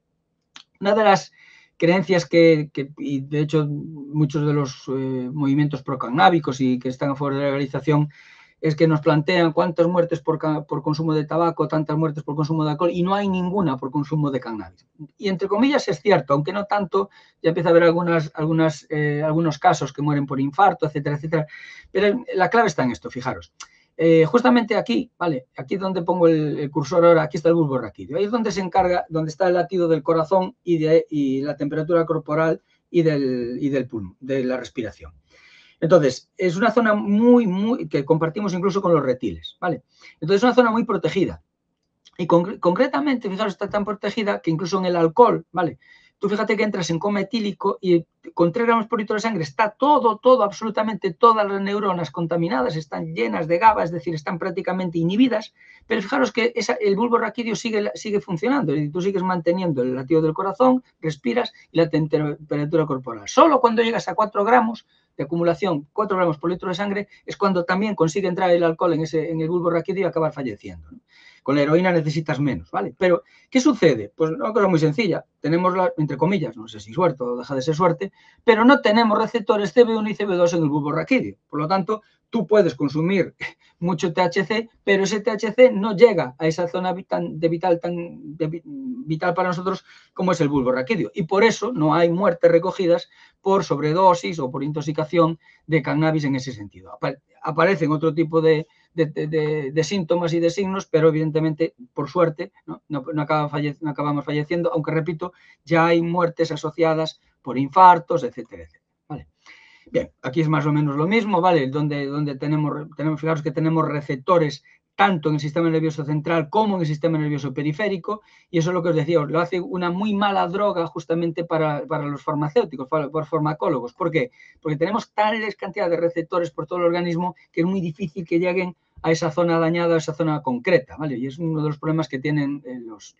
Bien, aquí lo que intento explicaros, ¿vale? Es que por qué es tan importante que no consuman durante hasta los 25 años, y es por lo siguiente, porque aquí podéis ver, ¿no? La parte occipital, la parte prefrontal, zona occipital, zona prefrontal, zona occipital, y vais viendo que aquí estarían los adolescentes, ¿no? Es decir, veis que prácticamente el sistema límbico, ¿no? Desarrollan, ¿no? Sexualmente y afectivamente, se enamoran todos y todos tienen ya instinto sexual, porque evidentemente la zona del sistema límbico se desarrolla, pero fijaros que la corteza prefrontal sigue estando verde, es decir, todo lo que control de impulsos, la planificación, la toma de decisiones, la ética, la moral, todo eso está en la corteza prefrontal, el autocontrol, y evidentemente siguen siendo, yo siempre les digo, no son niños grandes ni son adultos pequeños, son adolescentes, y eso se debe justamente a esto, ¿no? Fijaros que esta zona, la corteza prefrontal, se desarrolla, ¿vale? Hasta los 22, 25 años no se desarrolla. Entonces, eso de que uno es mayor de edad a los 18, bueno, eso es porque lo dicen los legisladores, ¿no? También dicen que hay drogas blandas y drogas duras, luego ya la ciencia ya dice otras cosas, pero evidentemente si tuviésemos que establecer hoy la mayoría de edad no podría ser los 18, con los datos en la mano, pues no podríamos establecerlo nunca antes de los 22 años. ¿Por qué les digo esto? Porque evidentemente cuando yo consumo sustancias tóxicas, ¿vale? Y recordar que los consumidores de cannabis no suelen consumir una sola, no suelen consumir dos, suelen consumir tres, ¿vale? Todos los consumidores de cannabis, o prácticamente la mayor parte, consumen nicotina, consumen alcohol y consumen cannabis, THC. Son tres drogas en un sistema nervioso central en pleno desarrollo. Siento decíroslo, pero no hay ningún cerebro adolescente que soporte tres sustancias al mismo tiempo, y sobre todo cuando esto se hace con prácticamente todos los fines de semana y fiestas de guardar. Y ese daño estructural y funcional va a quedar ahí, ¿no? Por desgracia, en muchos casos. Luego lo iremos viendo. Y si se dan una serie de particularidades genéticas, pues ya la hemos liado, ¿vale? Entonces, ¿qué es lo que tenemos que explicar? Bueno, pues que no deben consumir drogas hasta los 25 años, ¿vale? Por mucho que haya tan presión de determinadas marcas para hacerles creer que sí que son, que pueden beber con responsabilidad, ¿no? Bien, lo veis aquí exactamente igual, ¿vale? Aquí vemos la corteza prefrontal, corteza occipital, vemos de un neonato a los 2 años, a los 6, a los 13 y a los 22. ¿Cuál es la diferencia? Bueno, pues que aquí a los 13, ¿vale? Veis que es verdad, la corteza prefrontal ya la tienen desarrollada, el sistema límbico también, pero veis que falta este tracto de nervios, lo veis aquí. Este tracto de nervios, que sí está desarrollado a los 22, es el que va a permitir que la corteza prefrontal controle y domine el sistema límbico, ¿no? Es decir, realmente esa impulsividad, esa energía, esa vitalidad que tenemos, pues sin la corteza prefrontal, pues digamos que la potencia sin control no nos ayuda mucho. Bueno, pues ese tracto de nervios es justamente lo que contribuye. Si yo consumo sustancias, ¿vale? Durante todo este periodo, pues lo que hago es que la corteza prefrontal es como un Tetris, ¿no? Tú vas colocando y si colocas mal una pieza, luego la otra, pues acabas el Tetris, pero ese Tetris no acaba bien, pues el cerebro es igual. Tú vas fumando y vas consumiendo, hombre, acabas desarrollando, sí, pero cuando necesites de tu corteza prefrontal, necesites de tu sistema nervioso en una situación de estrés donde hay que tomar decisiones, ese cerebro no está capacitado para tomar las decisiones correctas, ¿no? Y lo vemos en estudios como la atención sostenida, el razonamiento, la toma de decisiones, cómo se ve alterada justamente en los jóvenes que consumieron sus cannabis, entre otras muchas, pero en general también alcohol en la adolescencia. Entonces, el daño que causa es demoledor, ¿vale? Yo ahora lo estoy viendo, toda esta generación del botellón, ¿no? Que ahora tienen hijos ya con adolescentes, es que es demoledor. O sea, yo es que, lo decía Miguel Ángel, trabajé muchos años en prevención y conocí a todos estos jóvenes, ¿no? Una parte importante de ellos que consumieron durante la juventud, entre los 15 y los 25, eran sí o sí salir a beber y a salir a emborracharse. Una parte de ellos hoy en día son padres y es demoledor, ¿no? Cómo educan, ¿no? Ya no quiero entrar en su casa, en su día a día, pero ves cómo cambió el estilo. También es verdad que influyen otras variables, ¿no? Pero ves que tienen menos paciencia, que tienen menos autocontrol, que enseguida ceden, es decir, les cuesta un montón, ¿no? Yo creo, habría que demostrarlo, evidentemente, pero sí creo que tiene mucho que ver con ese daño que estuvieron haciéndose ahí durante tantos años, ¿no? Por lo menos una teoría que yo tengo. Bueno, daños evidentes, estudios sobre los daños estructurales y funcionales del cerebro, los que queráis, es decir, no hace falta buscar mucho, ¿vale? Buscáis en Google, entráis en Google académico y podéis encontrar 40.000 artículos, ¿vale? No voy a entrar ahí. Los daños que generan en la amígdala, en el hipocampo, cómo impide la poda neuronal, etcétera, etcétera. Repito, lo tenéis todo aquí, ¿vale? Uno de los, nos quedan 10 minutos. Uno de los problemas que tenemos son los cannabinoides sintéticos, ¿vale? Aunque se habla mucho de ellos, ¿vale? Y evidentemente los que nos dedicamos a esto, pues tenemos que hacernos valer de que sabemos un montón. A ver, los cannabinoides sintéticos realmente representan el 1%, no llegan ni el 1% de los jóvenes que los consumen. Son muchos jóvenes, cuidado, ¿vale? Y normalmente este consumo se produce normalmente en macroconciertos, ¿vale? Es decir, estos 3 días que hay que estar activo, bueno, pues allí siempre hay alguien, ¿vale? Que aparece con baratillos, porque normalmente un sobre de un cannabinoide sintético te lo venden sobre 20, 40 euros, depende si eres más pringado o menos pringado, pero por entre 20 y 40 euros te venden, lo llaman ellos pescado, no sé si nos suena. Se llama pescado porque huele a pescado podrido. Tú abres un sobre de cannabinoides sintéticos, lo puedes comprar por internet. Te lo venden como perfume para coches o como incienso, ¿vale? Te ponen que no es apto para consumo humano y el problema es tuyo si te lo fumas. Pero si tú abres el sobre, verás que te desprende un olor apestoso y pues llaman pescado, ¿no? Bueno, realmente, ¿cuánto equivale eso? Bueno, pues realmente lo que es lo siguiente. Lo que hacen es, muchos de estos, hay muchos medicamentos, ¿vale? Muchos cannabinoides, lo que hacen es lo que yo os contaba, el HHC, ¿vale? Es un cannabinoide que está en la planta, muy, muy residual, prácticamente casi identificable. Pero si tú ya lo conoces, ¿vale? Lo que haces es que lo elaboras en un laboratorio y lo que haces es probar ese HHC en determinada patología, ¿no? Es decir, vamos a la esclerosis múltiple, a ver si funciona. Vamos a ver qué pasa con las personas que tienen migraña. Vamos a ver con las personas que tienen glaucoma.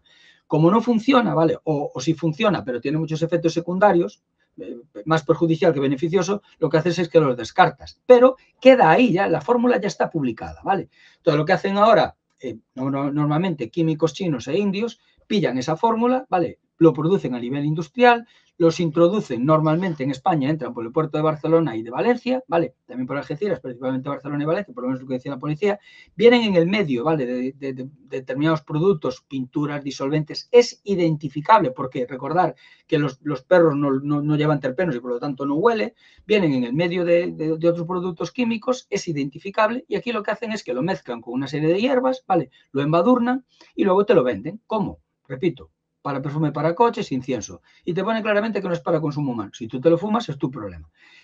¿A cuánto equivale eso? Bueno, pues se estima que cada sobre de estos equivale a fumarse sobre 20 porros. ¿Por qué decimos se estima? Porque no sabemos la cantidad de sustancia que lleva. Muchas veces ni siquiera sabemos el cannabinoide exacto que lleva. De hecho, pasan muchos de estos chavales que entran en urgencias con un brote, ¿vale? Y se le hace analítica, en los hospitales no tienen la manera de saber porque es identificable ese cannabinoide sintético. Entonces, muchas veces se le da el alta, ¿vale? Le salvan la vida, está allí un día o 48 horas, 24 o 48 horas, el tío vuelve a recuperar las constantes vitales y te mandan para casa. Y nunca sabemos realmente qué ingresó por el consumo de cannabinoide sintético. Porque es realmente complicado, necesitas una analítica muy específica, ¿vale? De hecho, hay médicos de urgencias que forman a otros médicos de urgencias justamente identificar la sintomatología muchas veces de estos efectos. Repito, no es muy común, pero sí empieza a ser más frecuente de lo que nos gustaría, ¿vale? Y es importante que los conozcamos. En Estados Unidos es una lacra, ¿vale? De hecho, solo en Nueva York más de 6.000 urgencias hospitalarias se producen justamente por el consumo de cannabinoides sintéticos, ¿vale? Bien. Nada, estos son las zonas del cerebro donde afecta, pues que tengo que llevar a la parte de salud mental, ¿vale? ¿Qué efectos genera? Pues evidentemente pues va a depender un poco de cada persona, pero veis ahí la alteración de los sentidos, de la percepción, ¿vale? De la memoria, alucinaciones, delirios, psicosis, y ahí a donde quiero llegar, ¿vale? Afecta, fijaros cómo afecta, es curioso, ¿no? Porque no muchas de las sustancias afectan a la coordinación, el cerebelo. Pues concretamente fijaros la cantidad de receptores que tenemos a nivel de coordinación. Por eso está tan relacionado el consumo de cannabis, por ejemplo, con accidentes de tráfico, ¿no? Que es uno de los grandes lacras que sabéis que ya justamente causa casi más accidentes. La gente que tiene accidentes de tráfico ya empieza a dar casi más positivo en cannabis que en alcohol, ¿vale? Porque el alcohol sí lo tiene, pero el cannabis no tanto. Y es un tema muy peligroso, que incluso en los países donde está legalizado, como Estados Unidos, Canadá, Uruguay, la cantidad de muertes por accidente de tráfico en consumo de cannabis está aumentando en ese sentido, ¿no? Bien. ¿Trastornos que genera? Pues alteraciones cognitivas, funciones desinhibición, abuso y dependencia. Es una droga, ¿vale? Tened en cuenta que normalmente de cada 100 chavales que empiezan a fumar, ¿vale? De cada 100 que empiezan a fumar, 17 acaban desarrollando una dependencia al cannabis, ¿vale? No es de las drogas más adictivas, esto también es importante tenerlo en cuenta, ¿vale? Pero recordad, todos los jóvenes que empiezan antes de los 17 años, 15 y 17, normalmente de cada 100, 17, un 17%. Si empiezan después, ¿vale? Si empiezan después de los 17, eso baja un 10%, ¿vale? Pero es una droga, repito, que genera dependencia y genera adicción, porque si no, no estaríamos hablando de una droga, no habríamos de otra cosa.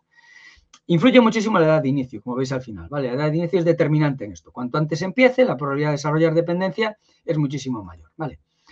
Bien, aquí, efectos sobre el rendimiento escolar, de verdad que hay un montón de datos, si metéis rendimiento escolar en Google Académico vais a encontrar, y consumo de cannabis, vais a encontrar que realmente sabemos que baja, ¿no? La media, más o menos, a grosso modo, ¿vale? Pero nuevamente estaríamos bajando a la media 2 puntos, ¿vale? Es decir, yo siempre pongo el ejemplo, imaginaos, alguien yo me lo explico, los ricos también lloran pero para que me entendáis, ¿no? Si yo era un alumno de 8, una alumna de 8, ¿vale? Y empiezo a fumar porros, lo que va a pasar es que yo bajo, en 1 o 2 años bajo la media 2 puntos. Por lo tanto, paso de un 8 a un 6, ¿vale? Pero si yo era un alumno de un 5, ¿vale? De un 5 o 4, ¿vale? Que estaba ahí en el limbo de aprobar o no aprobar y poder hacer el ciclo medio, el ciclo superior, y empiezo a fumar, paso a un 3 o un 2.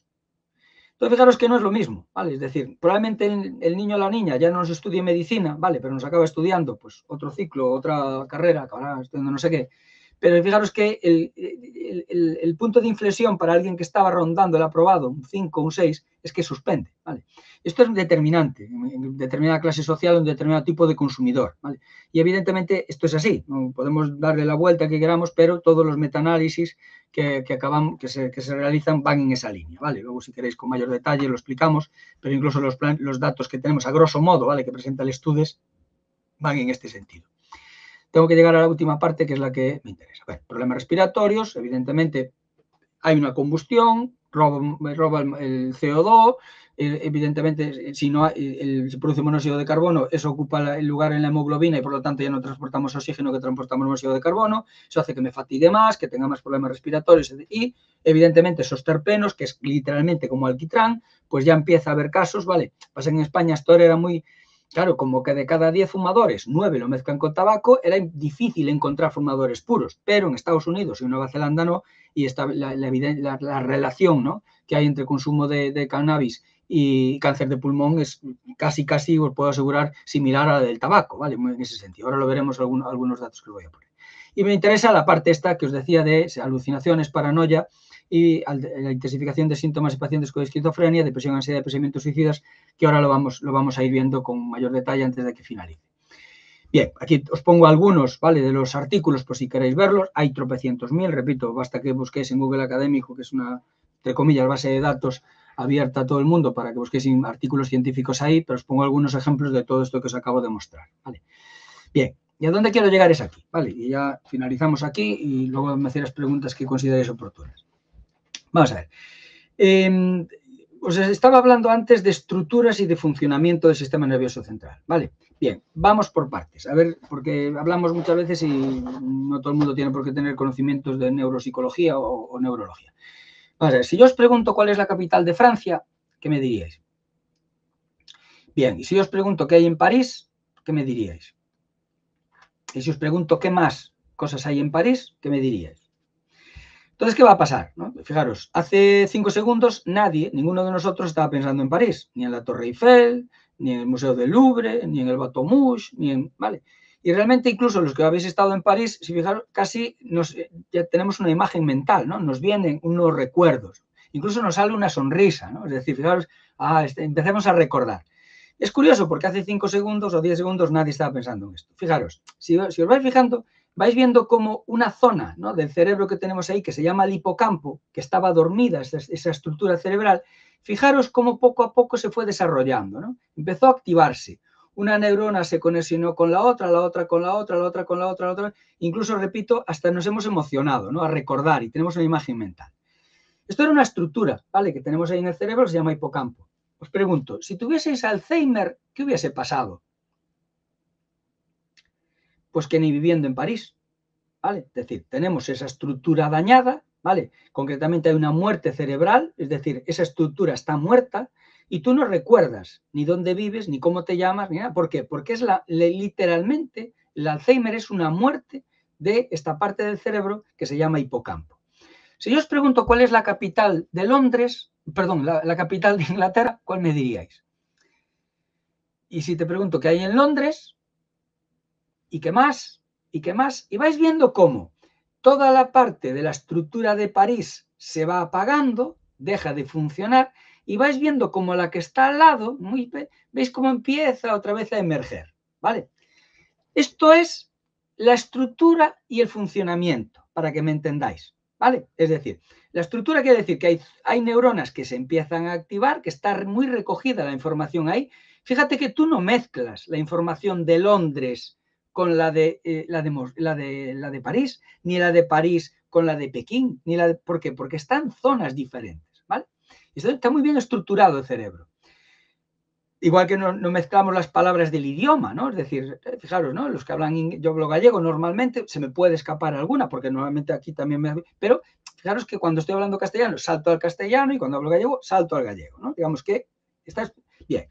Pues, ¿qué sucede? Eso es una estructura, para que me entendáis. Bueno, pues fijaros, nosotros cuando hay zonas del cerebro, ¿vale?, que, perdón, todas las neuronas, para conexionarse unas con otras, se produce a través de un proceso que se llama sinapsis. Es decir, las neuronas no están pegadas unas, por eso va tan lento. Nosotros queremos que va rápido, pero la información, fijaros que va poco a poco extendiéndose, ¿no? Se va desarrollando. Bueno, pues para eso tiene que producirse una sinapsis, es decir, una neurona tiene que conexionarse con la otra con la otra, y así continuamente. Bueno, pues para que se conexione tiene que liberar unas sustancias que, como muchos sabéis, que se llaman neurotransmisores, ¿vale? Se liberan, caen en el espacio sináptico, estimula la segunda neurona, luego la segunda, la tercera, y esos neurotransmisores que se liberan en el espacio sináptico tienen que ser recaptados por la primera neurona, es decir, tienen que volver a ingresar en la primera neurona. Se llama proceso de recaptación, ¿vale?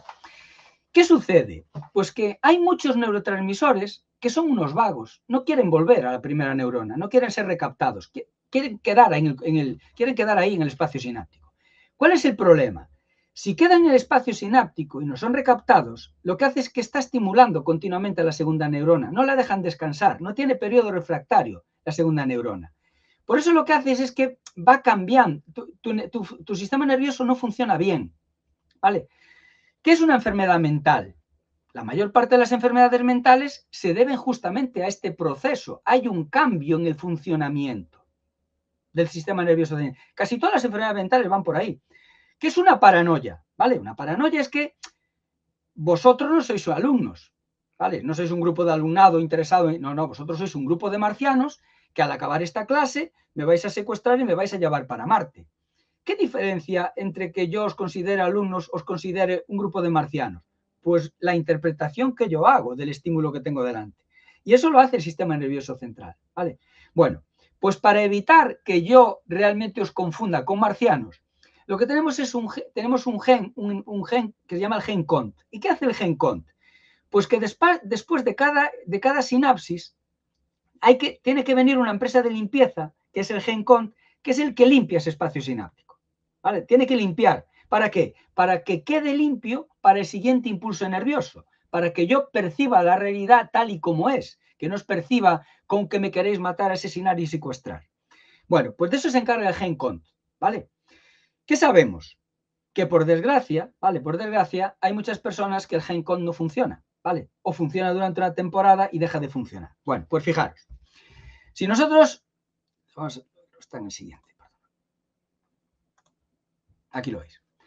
Mirad, si vosotros veis aquí, ¿vale? Este es un estudio que se realiza a nivel mundial, ya estamos acabando, ¿eh? Que se realiza a nivel mundial. Creo recordar que estamos hablando de 58.000 personas diagnosticadas en todo el mundo con esquizofrenia, ¿vale? Es un estudio multicéntrico a nivel internacional. Se realiza en el 2005. Entonces lo que hacen es que hacen un análisis genético de estas personas, ¿vale? Y le preguntan si han consumido cannabis en la adolescencia, ¿vale? O si no han consumido no han tenido ningún consumo de cannabis en la adolescencia. ¿Veis? En amarillo o en verde, ¿vale? Fijaros, si yo tengo la empresa de limpieza MedMed, ¿vale? Tengo la empresa de limpieza que se llama MedMed. Yo desarrollé esquizofrenia, ¿vale? Porque, repito, estos son personas diagnosticadas con esquizofrenia, pero no ha sido por el consumo de cannabis, ¿vale? ¿Vale? Ha sido por otra, lo vemos aquí claramente, ¿vale? Tengo la MedMed, no hay diferencias entre ellos. Pero fijaros, si yo tengo la variable valmed, fijaros que la diferencia es pasamos de un 2% a un 6%. La probabilidad de que desarrolle de esquizofrenia se multiplica por 3.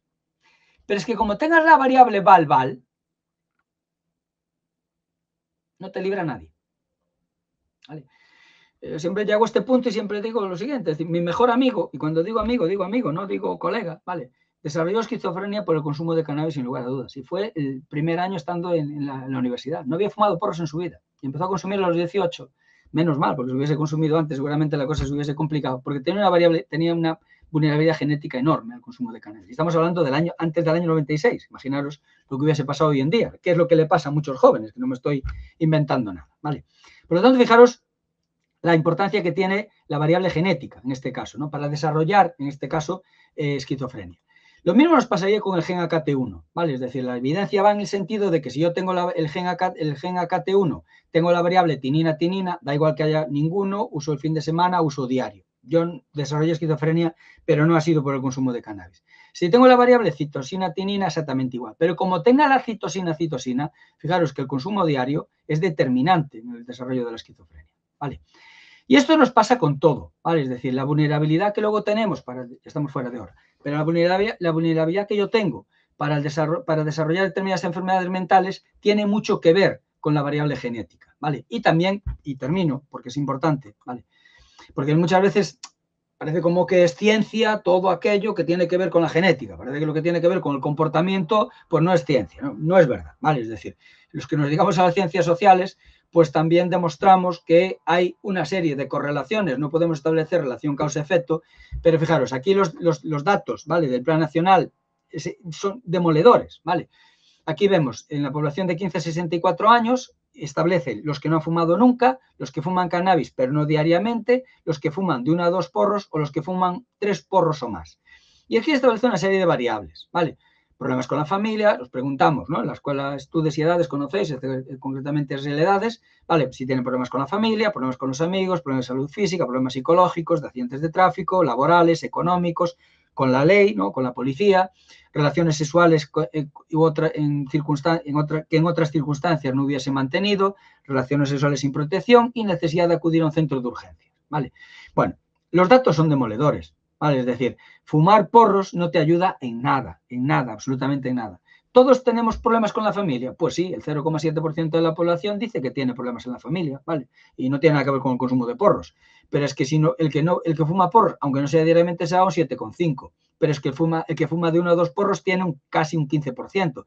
Pero es que el que fuma 3 o 4 o más porros tiene un 20%. Claro, de un 20% de conflictos familiares a un 1%, es que estamos hablando de que es demoledor la relación, ¿no? Es decir, vemos claramente cómo el fumar porros no ayuda, ¿vale? O si hay conflictos, no ayuda a resolverlos. Y si no los había, probablemente los genere, ¿no? Eso es un poco la conclusión.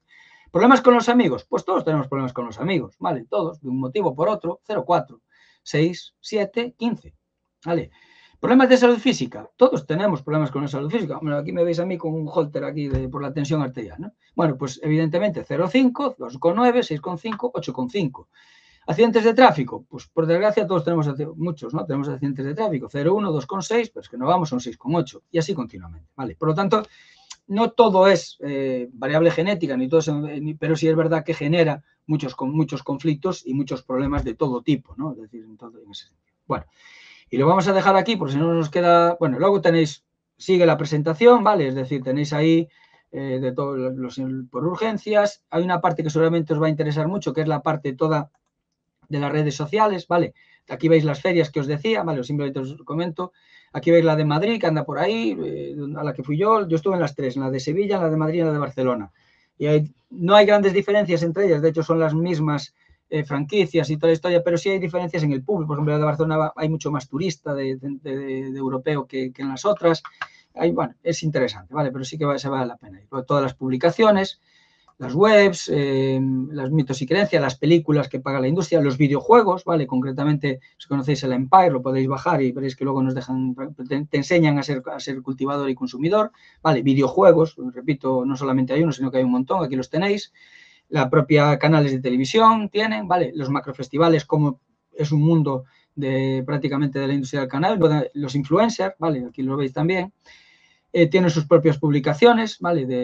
Incluso, y veis aquí una cosa muy interesante que os voy a poner aquí, merchandising, cosmética, bueno, esto sería, y veis lo que está pasando hoy en día, ¿no? Es decir, no sé si os parece, no sé si os está llegando, incluso muchos deportistas pues fuman CBD, ¿no? Es decir, bueno, aquí veis cómo llama Mengual, si hubiese conocido cannabis terapéutico, haber sufrido menos dolores. Lo que sí nos dice es que ella tiene una apuesta de negocio que es justamente una franquicia y tiene varias tiendas por Barcelona de CBD y, bueno, pues una campeona olímpica pues que ande realizando apología del CBD como que cura enfermedades y cosas por el estilo. Y aquí lo veis, ¿no? Beneficios del CBD para atletas, ¿no? Y esto es lo que circula, ¿vale? Y que un deportista como Gemma Mengual lo cuelga y que de repente 4 millones de seguidores, de jóvenes, que incluso que realizan deporte, pues crean, ¿no? que fumar CBD pues les ayuda, como veis aquí, fortalece el sistema inmunológico, previene inflamaciones, reduce el estrés, etcétera, etcétera, etcétera. Y nos estamos encontrando con esto en deportistas, ¿vale? Que es una barbaridad. Pues es que ya ni el deporte dejan en paz. Y aquí lo veis, ¿no? Incluso la propia industria pues ya tiene su propio equipo ¿cómo se llama? BTT, de ciclistas, chicas, ¿vale? Y bueno, y la última que veis aquí es cómo el CBD puede ayudar durante el embarazo. Entonces, necesitamos mucho, lo decía Miguel Ángel, es decir, necesitamos muchos profesionales, pero además muchos profesionales cualificados y que tengan formación en tema de cannabis, porque es que la industria no para, ¿no? Es insaciable, es una barbaridad, ¿no? Y aquí veis un poco lo que realmente sabemos, ¿vale? Sobre el cannabinoides, el cannabis medicinal, ¿vale? Tenemos el Sativex, ¿vale? Nunca es fumado, ya os lo digo, la evidencia científica es que nunca jamás va a ser recomendado fumado, olvidaros, los datos son demoledores en ese sentido. Es verdad que tenemos el Sativex, ¿vale? Que es un spray que lleva CBD, CBN, THC, CBD y otra serie de principios psicoactivos. Y está recomendado para la espasticidad, esclerosis múltiple, artritis reumatoide, concretamente para no es que cure la esclerosis múltiple, pero las personas que lo utilizan tienen menos espasmos y de menor intensidad, ¿vale? Pero no cura nada, ¿vale? Pero evidentemente las personas que tienen esclerosis múltiple, pues que tengan menos espasmos y de menor intensidad, pues es fundamental para reducir la sintomatología. Es un spray, se echa por debajo de la lengua, ¿vale? Y es un medicamento que se utiliza, bueno, pues a nivel neurológico no se utiliza de primera línea, pero sí de segunda, ¿no? Suele utilizarse bastante a nivel neurológico. Luego está el antiemético, el Cesamet. En España no se utiliza porque hay otros medicamentos más efectivos, pero sí es verdad que en Inglaterra y en Estados Unidos pues se puede comprar. Repito, en España no se utiliza porque hay otros medicamentos, ¿vale?, reconocidos que tienen mayor eficiencia. Lo mismo pasa con el Marinol, que es un aceite, ¿vale?, que es para aumentar el apetito en personas que tienen SIDA, ¿vale? No anorexia, sino que tienen SIDA, no que tengan un trastorno de conducta alimentario, sino que tienen SIDA y sí que les aumenta un poco el apetito, ¿vale? Y luego estaría el Epidiolex, ¿vale?, que es el último medicamento aprobado, que es para niños que tienen concretamente 2 tipos muy concretos de epilepsia infantil, ¿vale? Pero que repito, recetado para niños que tienen ese tipo de... Y os pongo más cosas ahí. Esto sería lo que venden en Estados Unidos, concretamente en Holanda, para personas que lo pueden recetar en Holanda los médicos, ¿vale? Fumado, se compra en farmacias, pero este no tiene más de un 15% de THC. Entonces lo que hacen los consumidores quieren y van al mercado ilegal porque evidentemente el de fuera de las farmacias pues tiene más de un 15%. Os dejo aquí porque son y 26 y me imagino que habrá preguntas por ahí, ¿no, Irene? Perdón. Miguel, ¿estás por ahí? Sí, estoy aquí. Perdón, que me he ido de tiempo. Son tantas cosas que... Perdonado. Es tan, en fin, tan divulgativo y tan ilustrativo lo que cuentas que si uno, pues en fin, te sigue el hilo, bueno, ya te conozco, claro, y quienes no lo conozcan, pues habéis visto lo prolijo y lo detallista que es, porque como el diablo está en los detalles, efectivamente. Por eso la necesidad profesional de conocer y de saber en detalle. Ya siento yo que te sientas eso con la sensación de... Pero bueno, creo que ha estado bien, ha estado bien. Vamos a redondear tu presentación con alguna pregunta y voy a empezar por esto que estabas hablando ahora, del CBD, del THC, que hay alguna... La voy a ir publicando en la pantalla y vamos hablando. Mira, Beatriz Gea, que es una persona que ha hecho algunas preguntas más que ahora te iré pasando. Dice esto: el consumo de CBD en un adolescente, a pesar de su bajo porcentaje de THC, puede tener efectos sobre el sistema nervioso central. Bueno, creo que aquí confunde algún término, no sé, pero bueno, entiendo que tiene más que ver sobre... Bueno, interprétala tú, pero entiendo que tiene que ver con esto de... Sí, a ver, mira, una cosa interesante... Sí, a ver, en Europa, de hecho, si lo compráis en alguna grow shop, ¿vale? Vais a comprar CBD, que lo podéis comprar, incluso en líquido y ahora ya también en sólido, ¿vale? Bueno, pues verás que por detrás te pone que tiene que el laboratorio que certifica te garantiza que tiene menos de un 0,2% de THC, ¿vale? Es decir, siempre quedan, aunque tú quieras extraer solo CBD, ¿vale? Siempre quedan algunos restos de THC. Entonces, en Europa se considera que, bueno, se puede decir que es CBD si tiene trazas en menor proporción de un 0,2, pero siempre es bastante probable que tenga THC. Bueno, cuando se analiza lo que compras, lo analizan en laboratorios, siempre aparece más de un 0,2, ¿vale? Por lo tanto, aunque te pone CBD, es bastante probable que aparezcan bastantes trazas de THC. ¿Dónde está el problema? El problema está, esto es como el cigarrillo electrónico, o ¿os acuerdas aquellos cigarrillos que nos daban de chocolate, ¿no? Es decir, no sé, los que tenemos ya una edad, pues muchos de nosotros cuando te cumplíamos la comunión o ibas a comprar, comprabas cigarrillos de chocolate, ¿no? Entonces, claro, ¿tú qué te enseñaban? Era el gesto, ¿no? Tú tenías como una muleta y era el valor simbólico de aprender a fumar, ¿no? Tú ya ponías como en el cine, el de muñeca hacia afuera. Bueno, yo creo que, a ver, realmente, si nos vamos a ver el efecto que causa el CBD sobre el sistema nervioso central de un adolescente es minúsculo, reducido, por no decirte realmente porque no afecta, es decir, sacando esas trazas de THC, realmente no tiene efecto. ¿Cuál es el problema? El problema es que muchos de estos jóvenes que empiezan con el CBD, verás, pasa igual con el cigarrillo electrónico, muchos de ellos no van a dejar el CBD. Y ojo, fumar CBD es fumar un aceite que entra en estado gaseoso, en un gas, pero que luego ese aceite lleva glicerina, etcétera, etcétera, que se deposita en el pulmón y eso evidentemente no solo lleva CBD, lleva otra serie de productos que van a ser perjudiciales a nivel pulmonar. ¿Qué pasa? Que de momento no tenemos evidencia porque llevan muy pocos años fumando CBD. En Estados Unidos ya tienen más evidencia y no se conoce una enfermedad que se llama la EVALI, ¿vale? Que tiene mucho que ver justamente con los procesos inflamatorios que se genera por esto. Hay muchas variables que influyen.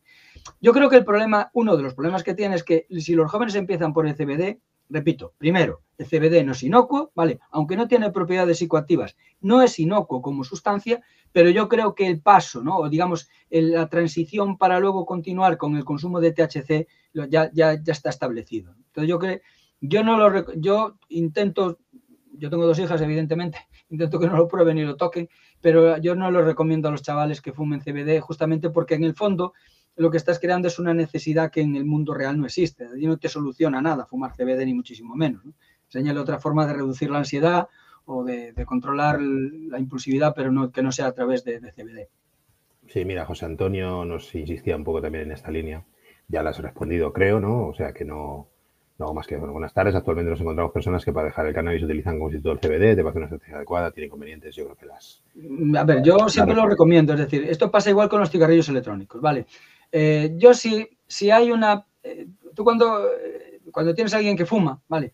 Y tienen serios problemas para dejar el tabaco, pues tú tienes que probar varias estrategias, ¿vale? Yo no voy a recomendar aquí, ni voy a recomendar ni dejar de recomendar los tratamientos farmacológicos para dejar de fumar. Pero sabemos que en el fondo, y la evidencia está clara, que solo el tratamiento farmacológico para dejar de fumar pues funciona con muy poca gente y durante muy poco tiempo. Es decir, entonces yo creo que es interesante ayudarnos, ¿no?, del tratamiento farmacológico, pero tú tienes que enseñarle estrategias también para que esta persona no recurra otra vez cuando acabe el tratamiento farmacológico, que no vuelva a la situación a la que estaba, porque si no es capaz de controlar la ansiedad, si no sabe qué hacer con su tiempo libre, si no le cambias el estilo de vida, pues es muy probable que vuelva a recaer en el tabaco. Pues aquí pasa igual, ¿no? Es decir, si hay un profesional que guía a esta persona para dejar el consumo de cannabis y establecen como paso previo pues el vapeo de CBD, pero evidentemente hay otro tipo de estrategias y están trabajando otro tipo de estrategias para no necesitar de CBD, bienvenido sea. Ahora, que lo que hacen muchos fumadores, que yo leí en internet y que el vapor es bueno para dejar de fumar, pues probablemente lo que va a pasar, que acaben vapeando y acaben fumando y acaben siendo consumidores de las dos cosas. Pues aquí pasa exactamente igual, ¿vale? Ese es el problema. Yo siempre digo, si el vapor fuera un medicamento, ¿vale?, como dicen muchos pagados, pues si fuera un medicamento tendrían que venderlo en farmacias y recetado por el personal sanitario. Si el CBD fuera un medicamento, ¿vale?, y realmente tuviese efectos, pues tendría que venderlo en farmacias y recetado por el personal sanitario. Y no lo es, ¿vale? Ese es el problema, que no lo es. Entonces ese es el riesgo que corremos con esto, ¿no? Y difundir este tipo de mensajes que no son ciertos. Hay que tener mucho cuidado con esto. Sí, luego vamos a entrar un poquito, una pregunta sobre más sobre prevención. Esta, bueno, más o menos relacionada, de cómo se puede diagnosticar a un consumidor sobre el daño que puede tener en el cerebro debido al consumo de cannabis. Entiendo que... Uy, aquí hay... esto tiene que ser normalmente un neuropsicólogo, un psiquiatra, es decir, hay muchas técnicas, es decir, el daño neurológico, no sé si os suena el Triskel, ¿cómo se llaman estas pruebas? Hay muchas pruebas de diagnóstico, de screening, ¿vale? Hay una página, no sé si os suena, que se llama Cyberscan. Pones Cyberscan Instrumentos. Es una página web que está abierta y entonces en Cyberscan Instrumentos ahí ponen screening, diagnóstico, tal. Bueno, y pones un poco lo que buscas y puedes encontrar ahí algún tipo de instrumento, pero normalmente eso tiene que hacerlo un profesional. Sí, ya la hemos puesto en el chat, Manuel. La acaba de poner. De verdad que es muy buena, pero claro, esto es para screening, aunque luego tiene que ser un informe de un clínico, ¿vale?, que sepa utilizar este instrumento, claro, pues no vale cualquiera, no cualquiera puede utilizarlo y sacar un informe sobre esto, pero sí que hay, bueno, yo conozco un montón de neuropsicólogos y psiquiatras que trabajan con este tipo de técnicas para averiguar justamente el daño neurológico que causa el consumo de cannabis y no solo de cannabis, ¿eh? Pues mira, hablando de daño neurológico y de daños, te paso esta de Teresa, que dice, buenas tardes, podía explicar brevemente, has dicho algo al final, pero ha sido como un poco llevado por el tiempo y quería, una segunda oportunidad para recalcar alguna idea, ¿no?, alrededor de efectos en la salud mental en personas adultas, bueno, o adolescentes y jóvenes también, ¿por qué no? A ver, si quieres dar así 2 pinceladas que te hayas quedado con ganas de decir, oye, quiero recalcar esto o quiero insistir en esto otro. Sí, a ver... has hablado de la psicosis, has hablado... Sí, nos faltaría depresión, ansiedad e incluso de suicidios. Vamos a ver. Claro, todo esto, fíjate, el cambio estructural y funcional tiene mucho que ver con la cantidad de sustancias. Yo os pongo un ejemplo muy sencillo para que lo entendáis. Es decir, el cerebro... te voy a poner el ejemplo de un culturista, ¿vale? Es decir, tú cuando ves a estos tíos o a estas tías, ¿no?, que tienen ahí un bíceps que te mueres, un pectoral impresionante, un glúteo que flipas y tal, dices tú, joder, qué barbaridad de musculatura, ¿no? Y yo pregunto, ¿cómo consiguen esa musculatura? Evidentemente solo se consigue entrenando mucho, por supuesto, pero se consigue, tienes que consumir anabolizantes, ¿vale? Tienes que meterte, para que no entendamos, tienes que meterte testosterona por vena. Claro, tú dices, joder, tú ves la foto, ¿no?, del tipo de la tipa ahí, con el bíceps, con el tal, dices tú, joder, si todo lo que tiene que ser de este volumen, lo que le cuelga entre pata y pata, ¿cómo será? ¿No? Bueno, pues tú vas a ver la foto y los ves que tienen un tanga pequeñito, muy pequeñito, ¿vale? Casi no se les ve. Dices tú, pero ¿cómo es posible? ¿No? Es decir, bueno, si tú metes la testosterona desde fuera, ¿qué pasa en tu organismo? Pues una cosa muy sencilla. Verás que los testículos, en vuestro caso los ovarios, se van atrofiando.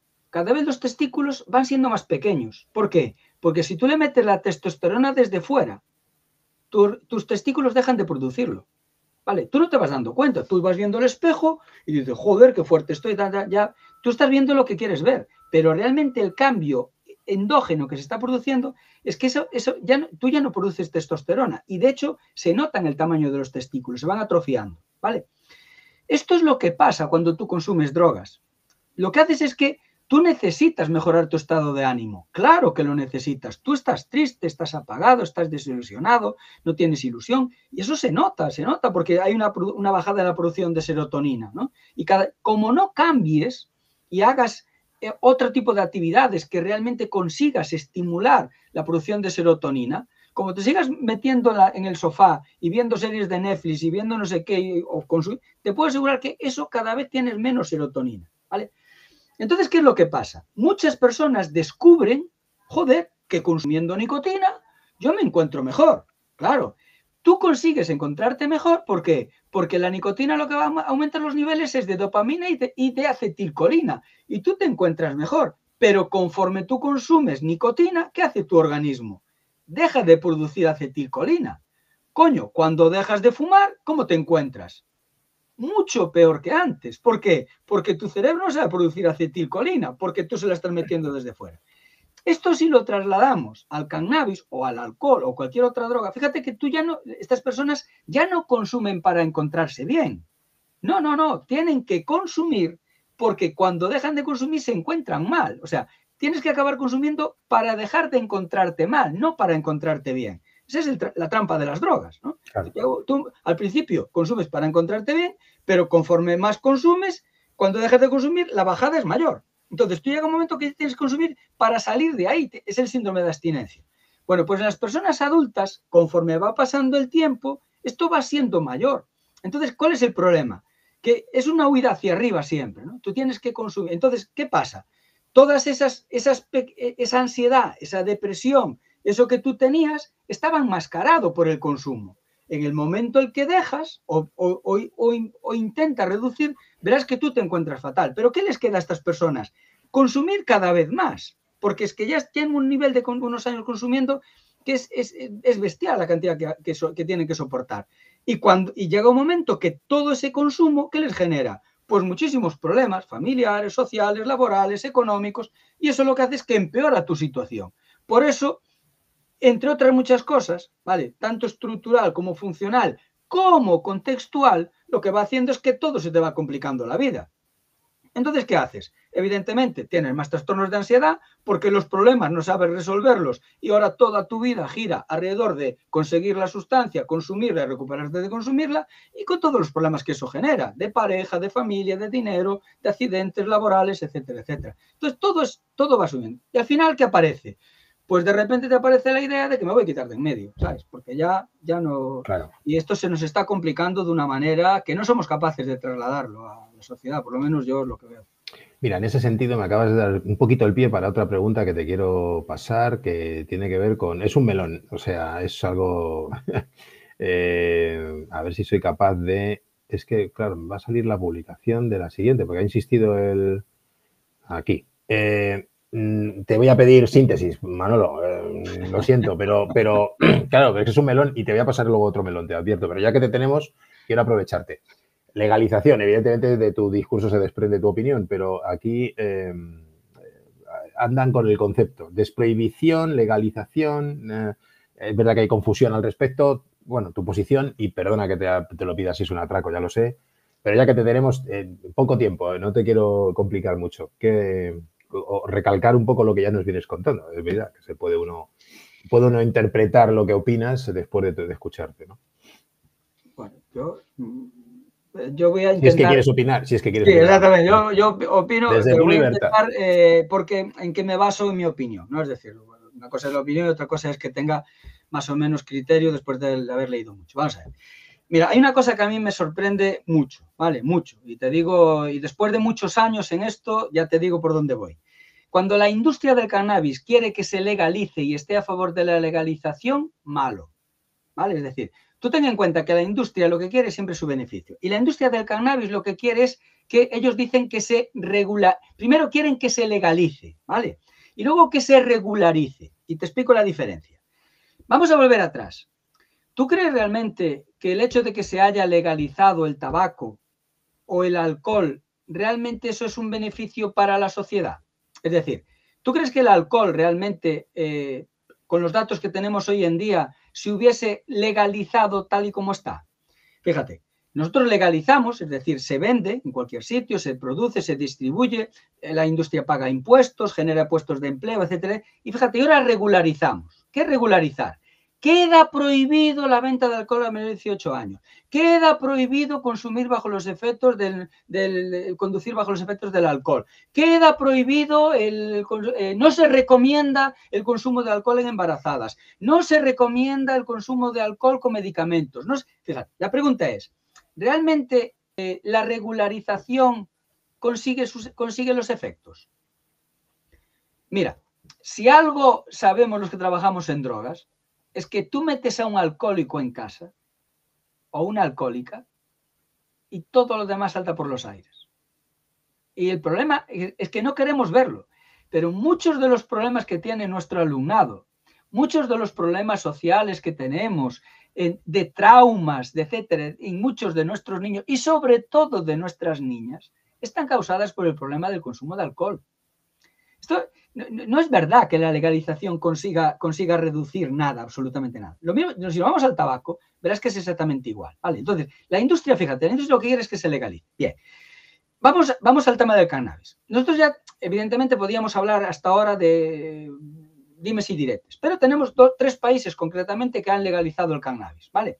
Además, con estos argumentos que la industria, ¿no?, y los que estaban a favor de la legalización nos prometían, ¿vale? Vamos a recaudar impuestos, vamos a construir un montón de hospitales, un montón de carreteras, el tráfico ilegal se va a reducir, el narcotráfico va a desaparecer, vamos a conseguir que los jóvenes no consuman porque entonces desarrollaremos las mejores campañas de prevención del mundo, etcétera, etcétera. Bien. Si nos vamos a Estados Unidos, a Canadá y a Uruguay, todo es mentira, todo es mentira. Los datos son demoledores. Aumentó el número de consumidores de una manera que, fíjate, es verdad que mucha gente compra el cannabis, es decir, a mí me da igual, es decir, como si legalizamos el alcohol y resulta que ahora en vez de venderlo de forma y no pagar impuestos, ahora resulta que pagamos impuestos, lo compramos en el supermercado, pero es que aumentó el número de consumidores. Si aumenta el número de consumidores, aumenta el número de personas que desarrollan una dependencia al alcohol. Si aumenta el número de personas que desarrollan una dependencia al alcohol, genera un montón de problemas personales, pero familiares. Entonces, en el consumo de cannabis aumentó el número de consumidores, por supuesto, y aumentó el número de problemas, de trastornos de todo tipo, ¿vale? De trastornos mentales, de accidentes de tráfico, incluso de niños que acaban pillando el cannabis o las piruletas en su casa y lo acaban consumiendo, y de urgencias pediátricas. Pero fíjate, lo más importante aquí es que al aumentar el número de consumidores, muchos de los consumidores están dispuestos a pagar. Es decir, vale, yo voy al súper, ¿vale?, y sé que tengo que pagar el 21% de IVA del alcohol, más tengo que pagarle al señor del dueño del supermercado el porcentaje de beneficio que tiene y tal. Pero ¿qué sucede? Muchos de los consumidores, ¿vale?, muchos, lo que hacen es que, como tú al venderlo de forma legal tienes que pagar impuestos, pagar al trabajador o la trabajadora que está en la tienda, tienes que pagar la luz, tienes que pagar las vacaciones. Entonces, ¿qué hace? Siempre hay personas que lo tienen ilegal, ¿vale?, que lo venden de forma ilegal. Entonces, si a ti te cuesta 10, imagínate, 10 euros el gramo de forma legal y yo te lo vendo a 7, pues evidentemente la gente lo que hace es que lo va a comprar a 7. No todos, es verdad, mucha gente va a comprarlo de forma legal, pero sobre todo los que menos poder adquisitivo tienen y los jóvenes, lo que hacen es que aprovechen ese mercado ilegal para abastecerse. Entonces, ¿qué acaba de pasar en estos países? Aumentó el número de consumidores, aumentó el tráfico ilegal y por lo tanto sigue habiendo los mismos problemas que había antes. Y además, ahora súmale toda la problemática que tiene, tanto social como personal, de las personas que desarrollan una dependencia. Por lo tanto, cuidado con esto de la legalización, ¿vale? Nadie dijo que luchar contra el narcotráfico o contra el tráfico ilegal sea fácil, ¿vale? También te puedo asegurar que cuando hablamos con las fuerzas y cuerpos de seguridad del Estado, es que les estamos dando que luchen contra mafias con los medios del Paleolítico. Y el ejemplo más fácil lo tienes lo que pasó en Barbate, ¿vale? Es decir, es un insulto a la inteligencia decir que se está luchando contra el narcotráfico de cannabis cuando vemos lo que pasa en Barbate o vemos lo que acabo de mostrarte de la industria de cannabis, cómo queda prohibida la germinación y hay empresas que se están volviendo multimillonarias vendiendo semillas y fertilizantes exclusivos para esto. Entonces, necesitamos un cambio de paradigma, necesitamos gente formada, políticos que realmente se tomen esto en serio, y yo, ya ves que joven no soy y no los he encontrado. No sé, Miguel Ángel, que es más joven que yo, pero... Sí, bueno, acumulo menos juventud que tú, no creo que mucha. Oye, pero me viene muy bien, porque para terminar, aunque había otra pregunta que me interesaba sobre si hay países que produzcan más o menos, que nos hacía Irene, una enfermera de la Universidad de Comillas, por aquello de los viajes Erasmus y demás, no te quiero tampoco meter, hay datos SPAD o encuestas europeas, el Observatorio Europeo, bueno, ahora se llama Agencia Europea, con datos sobre producción y consumo que te invito o te invito, Irene, que si tienes alguna duda podemos hacérsela llegar a Manuel por correo o nos haces llegar a FAJuventud y con mucho gusto te atendemos y te damos información sobre fuentes de consulta de datos de consumo o de producción a nivel europeo. Pero te quiero acabar con esta, Manuel, como otro pequeño meloncito que si pase lo que pase, ocurra lo que ocurra, tenemos que seguir trabajando en prevención y como apelo a tu experiencia dilatadísima en esto, nos dicen eso, ¿no? Médico de trabajo, habría que hacer algo, información, tenemos que salvar a esta juventud de alguna manera o a los jóvenes. Y si me permites, quería orientar un poco tu respuesta acerca de la información es suficiente o no, qué más debemos hacer además de informar. Tenemos que ser los adultos, las personas adultas, quienes salvemos a la juventud. Tenemos que educarla para que se salven ellos mismos. Me gustaría que, si puedes, en nada, poco tiempo, por favor, abusando de tu presencia y de tu experiencia, nos dieras alguna reflexión al respecto, en base a tu experiencia, por supuesto. Mira, Rosa, Rosa y todos. Yo estoy, de verdad, y es un tema que me preocupa, ¿vale? Fíjate, siempre ponemos el foco en los adolescentes, ¿vale? Es decir, y como profesionales, yo no sé si es porque los tenemos cautivos allí en el centro educativo o porque los tenemos a todos juntos y siempre el foco en los adolescentes. Y además es curioso, ¿no? Me imagino que habrá profesores aquí. Y fijaros que lo pilláis todo, es decir, ¿no? Venga, educación vial en el colegio, educación afectivo-sexual en el colegio, educación medioambiental en el colegio, no sé qué educación sale, y de droga en el colegio, ¿no? Todo, no dais abasto, es decir, es imposible. Yo creo que algún día tendréis que pararos y decir, hasta aquí hemos llegado, ¿vale? Yo no os veo en ese... Veo que socialmente, como sois funcionarios y se os paga, pues tenéis que hacerlo todo y creo que alguien está recogiendo los guantes permanentemente. Mira, yo creo que el problema está... Sinceramente, lo que hay que trabajar es con las familias y la familia tiene que trabajar en conjunción con el colegio. No tiene sentido lo que estamos haciendo. Es decir, el foco hay que ponerlo en la familia. Las familias, por desgracia, cada vez están más perdidas. No saben, primero, hay un montón de familias con una desestructuración bestial. Cuando digo familia, digo parejas que se rompen, ¿vale? Esto es un tema que tienen problemas muchas veces ya los que están juntos tienen problemas para educar. Imagínate las familias reestructuradas o familias que están separadas. Es decir, muchas veces tienen serios problemas para llegar a acuerdos, ¿no? Y para educar. Entonces, lo primero que tenemos que hacer es formar a las familias, porque muchos de estos chavales que consumen realmente lo que se sienten a solos en su casa. Realmente no tienen unas lagunas afectivas, pero demoledoras. Realmente tienen problemas de comunicación, es decir, no saben cómo comunicarse. Y de hecho, muchas veces muchos padres incluso se creen que como está en su habitación, está perfecto porque está en la habitación y está con las pantallas todo el día. Entonces, yo creo que, como acaba de decir Miguel Ángel, es muy importante la prevención escolar. Es innegable. O sea, yo no voy a negar que si implementamos programas basados en la evidencia, no todo es prevención y todo vale. Pero si conseguimos implementar programas preventivos a nivel escolar, son fundamentales. Ahora bien, el foco hay que ponerlo en la familia, ¿vale? La familia tiene que tener competencias y habilidades para educar.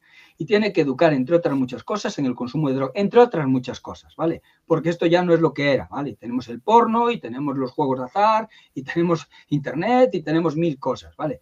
Entonces, la familia tiene que tener recursos y habilidades. Esto cada vez es más complejo educar. En cuenta que ahora, antes había, por poneros un ejemplo, ¿no? Yo no recuerdo llegar a mi casa y decir, es que el profesor me dijo, la profesora me dijo, no sé, voy a decir, la expresión de mi padre, algo habrías hecho, ¿no? Había de una forma implícita una comunión entre familia y escuela que hoy en día no se da. Fíjate, es decir, es muy difícil encontrar a padres, encontrar a padres que hablen bien del centro escolar. Y es muy difícil encontrar a profesorado que hable bien de los padres. Tenemos un problema enorme. Y esto hay que cambiarlo, es decir, esto se cambia, y te lo digo así, literalmente esto se cambia a través de la legislación. Lo que no puede ser es que tú creas que dejas a tu hijo de 8 a 3 allí o de 8 a 2 y media y que lo recojo a las 3 y que lo que yo trabaje en clase no tiene nada que ver con lo que lo hago en su casa. Es decir, aquí tiene que haber una conjunción y es fundamental. Fundamental. Pues mira, ya no tengo más preguntas, Manuel, pero te voy a poner lo que dice mucha gente en el chat para acabar, que es esto, grandísima la cantidad de información y la explicación de la exposición de la presentación. Mil gracias. Así que con ese cálido agradecimiento muy efusivo de muchas personas que nos han estado siguiendo durante todo el webinar, quisiera terminar agradeciéndote yo personalmente en el nombre de todas y también en el nombre de la Dirección General de Salud Pública de la Comunidad de Madrid, de la Consejería de Sanidad y de FAJuventud, pues que estuvieras aquí esta tarde iluminándonos con tu magisterio y con tu cantidad de información, pero muy bien explicada y muy, como siempre, ¿no? Por eso agradecer doblemente que pudieras dedicarnos esta tarde a hacerlo. Ha sido muy instructivo y en nombre de quienes han estado te quiero dar las gracias y en fin, y animarte a que sigas ahí en la investigación y en la reflexión. Necesitamos gente joven, gente joven. Yo ya estoy muy mayor. Hay que pasar el relevo. Estoy bueno, dispuesto. Pero algo habrá que enseñarles. Muchísimas gracias, Manuel. Un abrazo, Miguel. Muy buenas tardes. Chao. Hasta luego.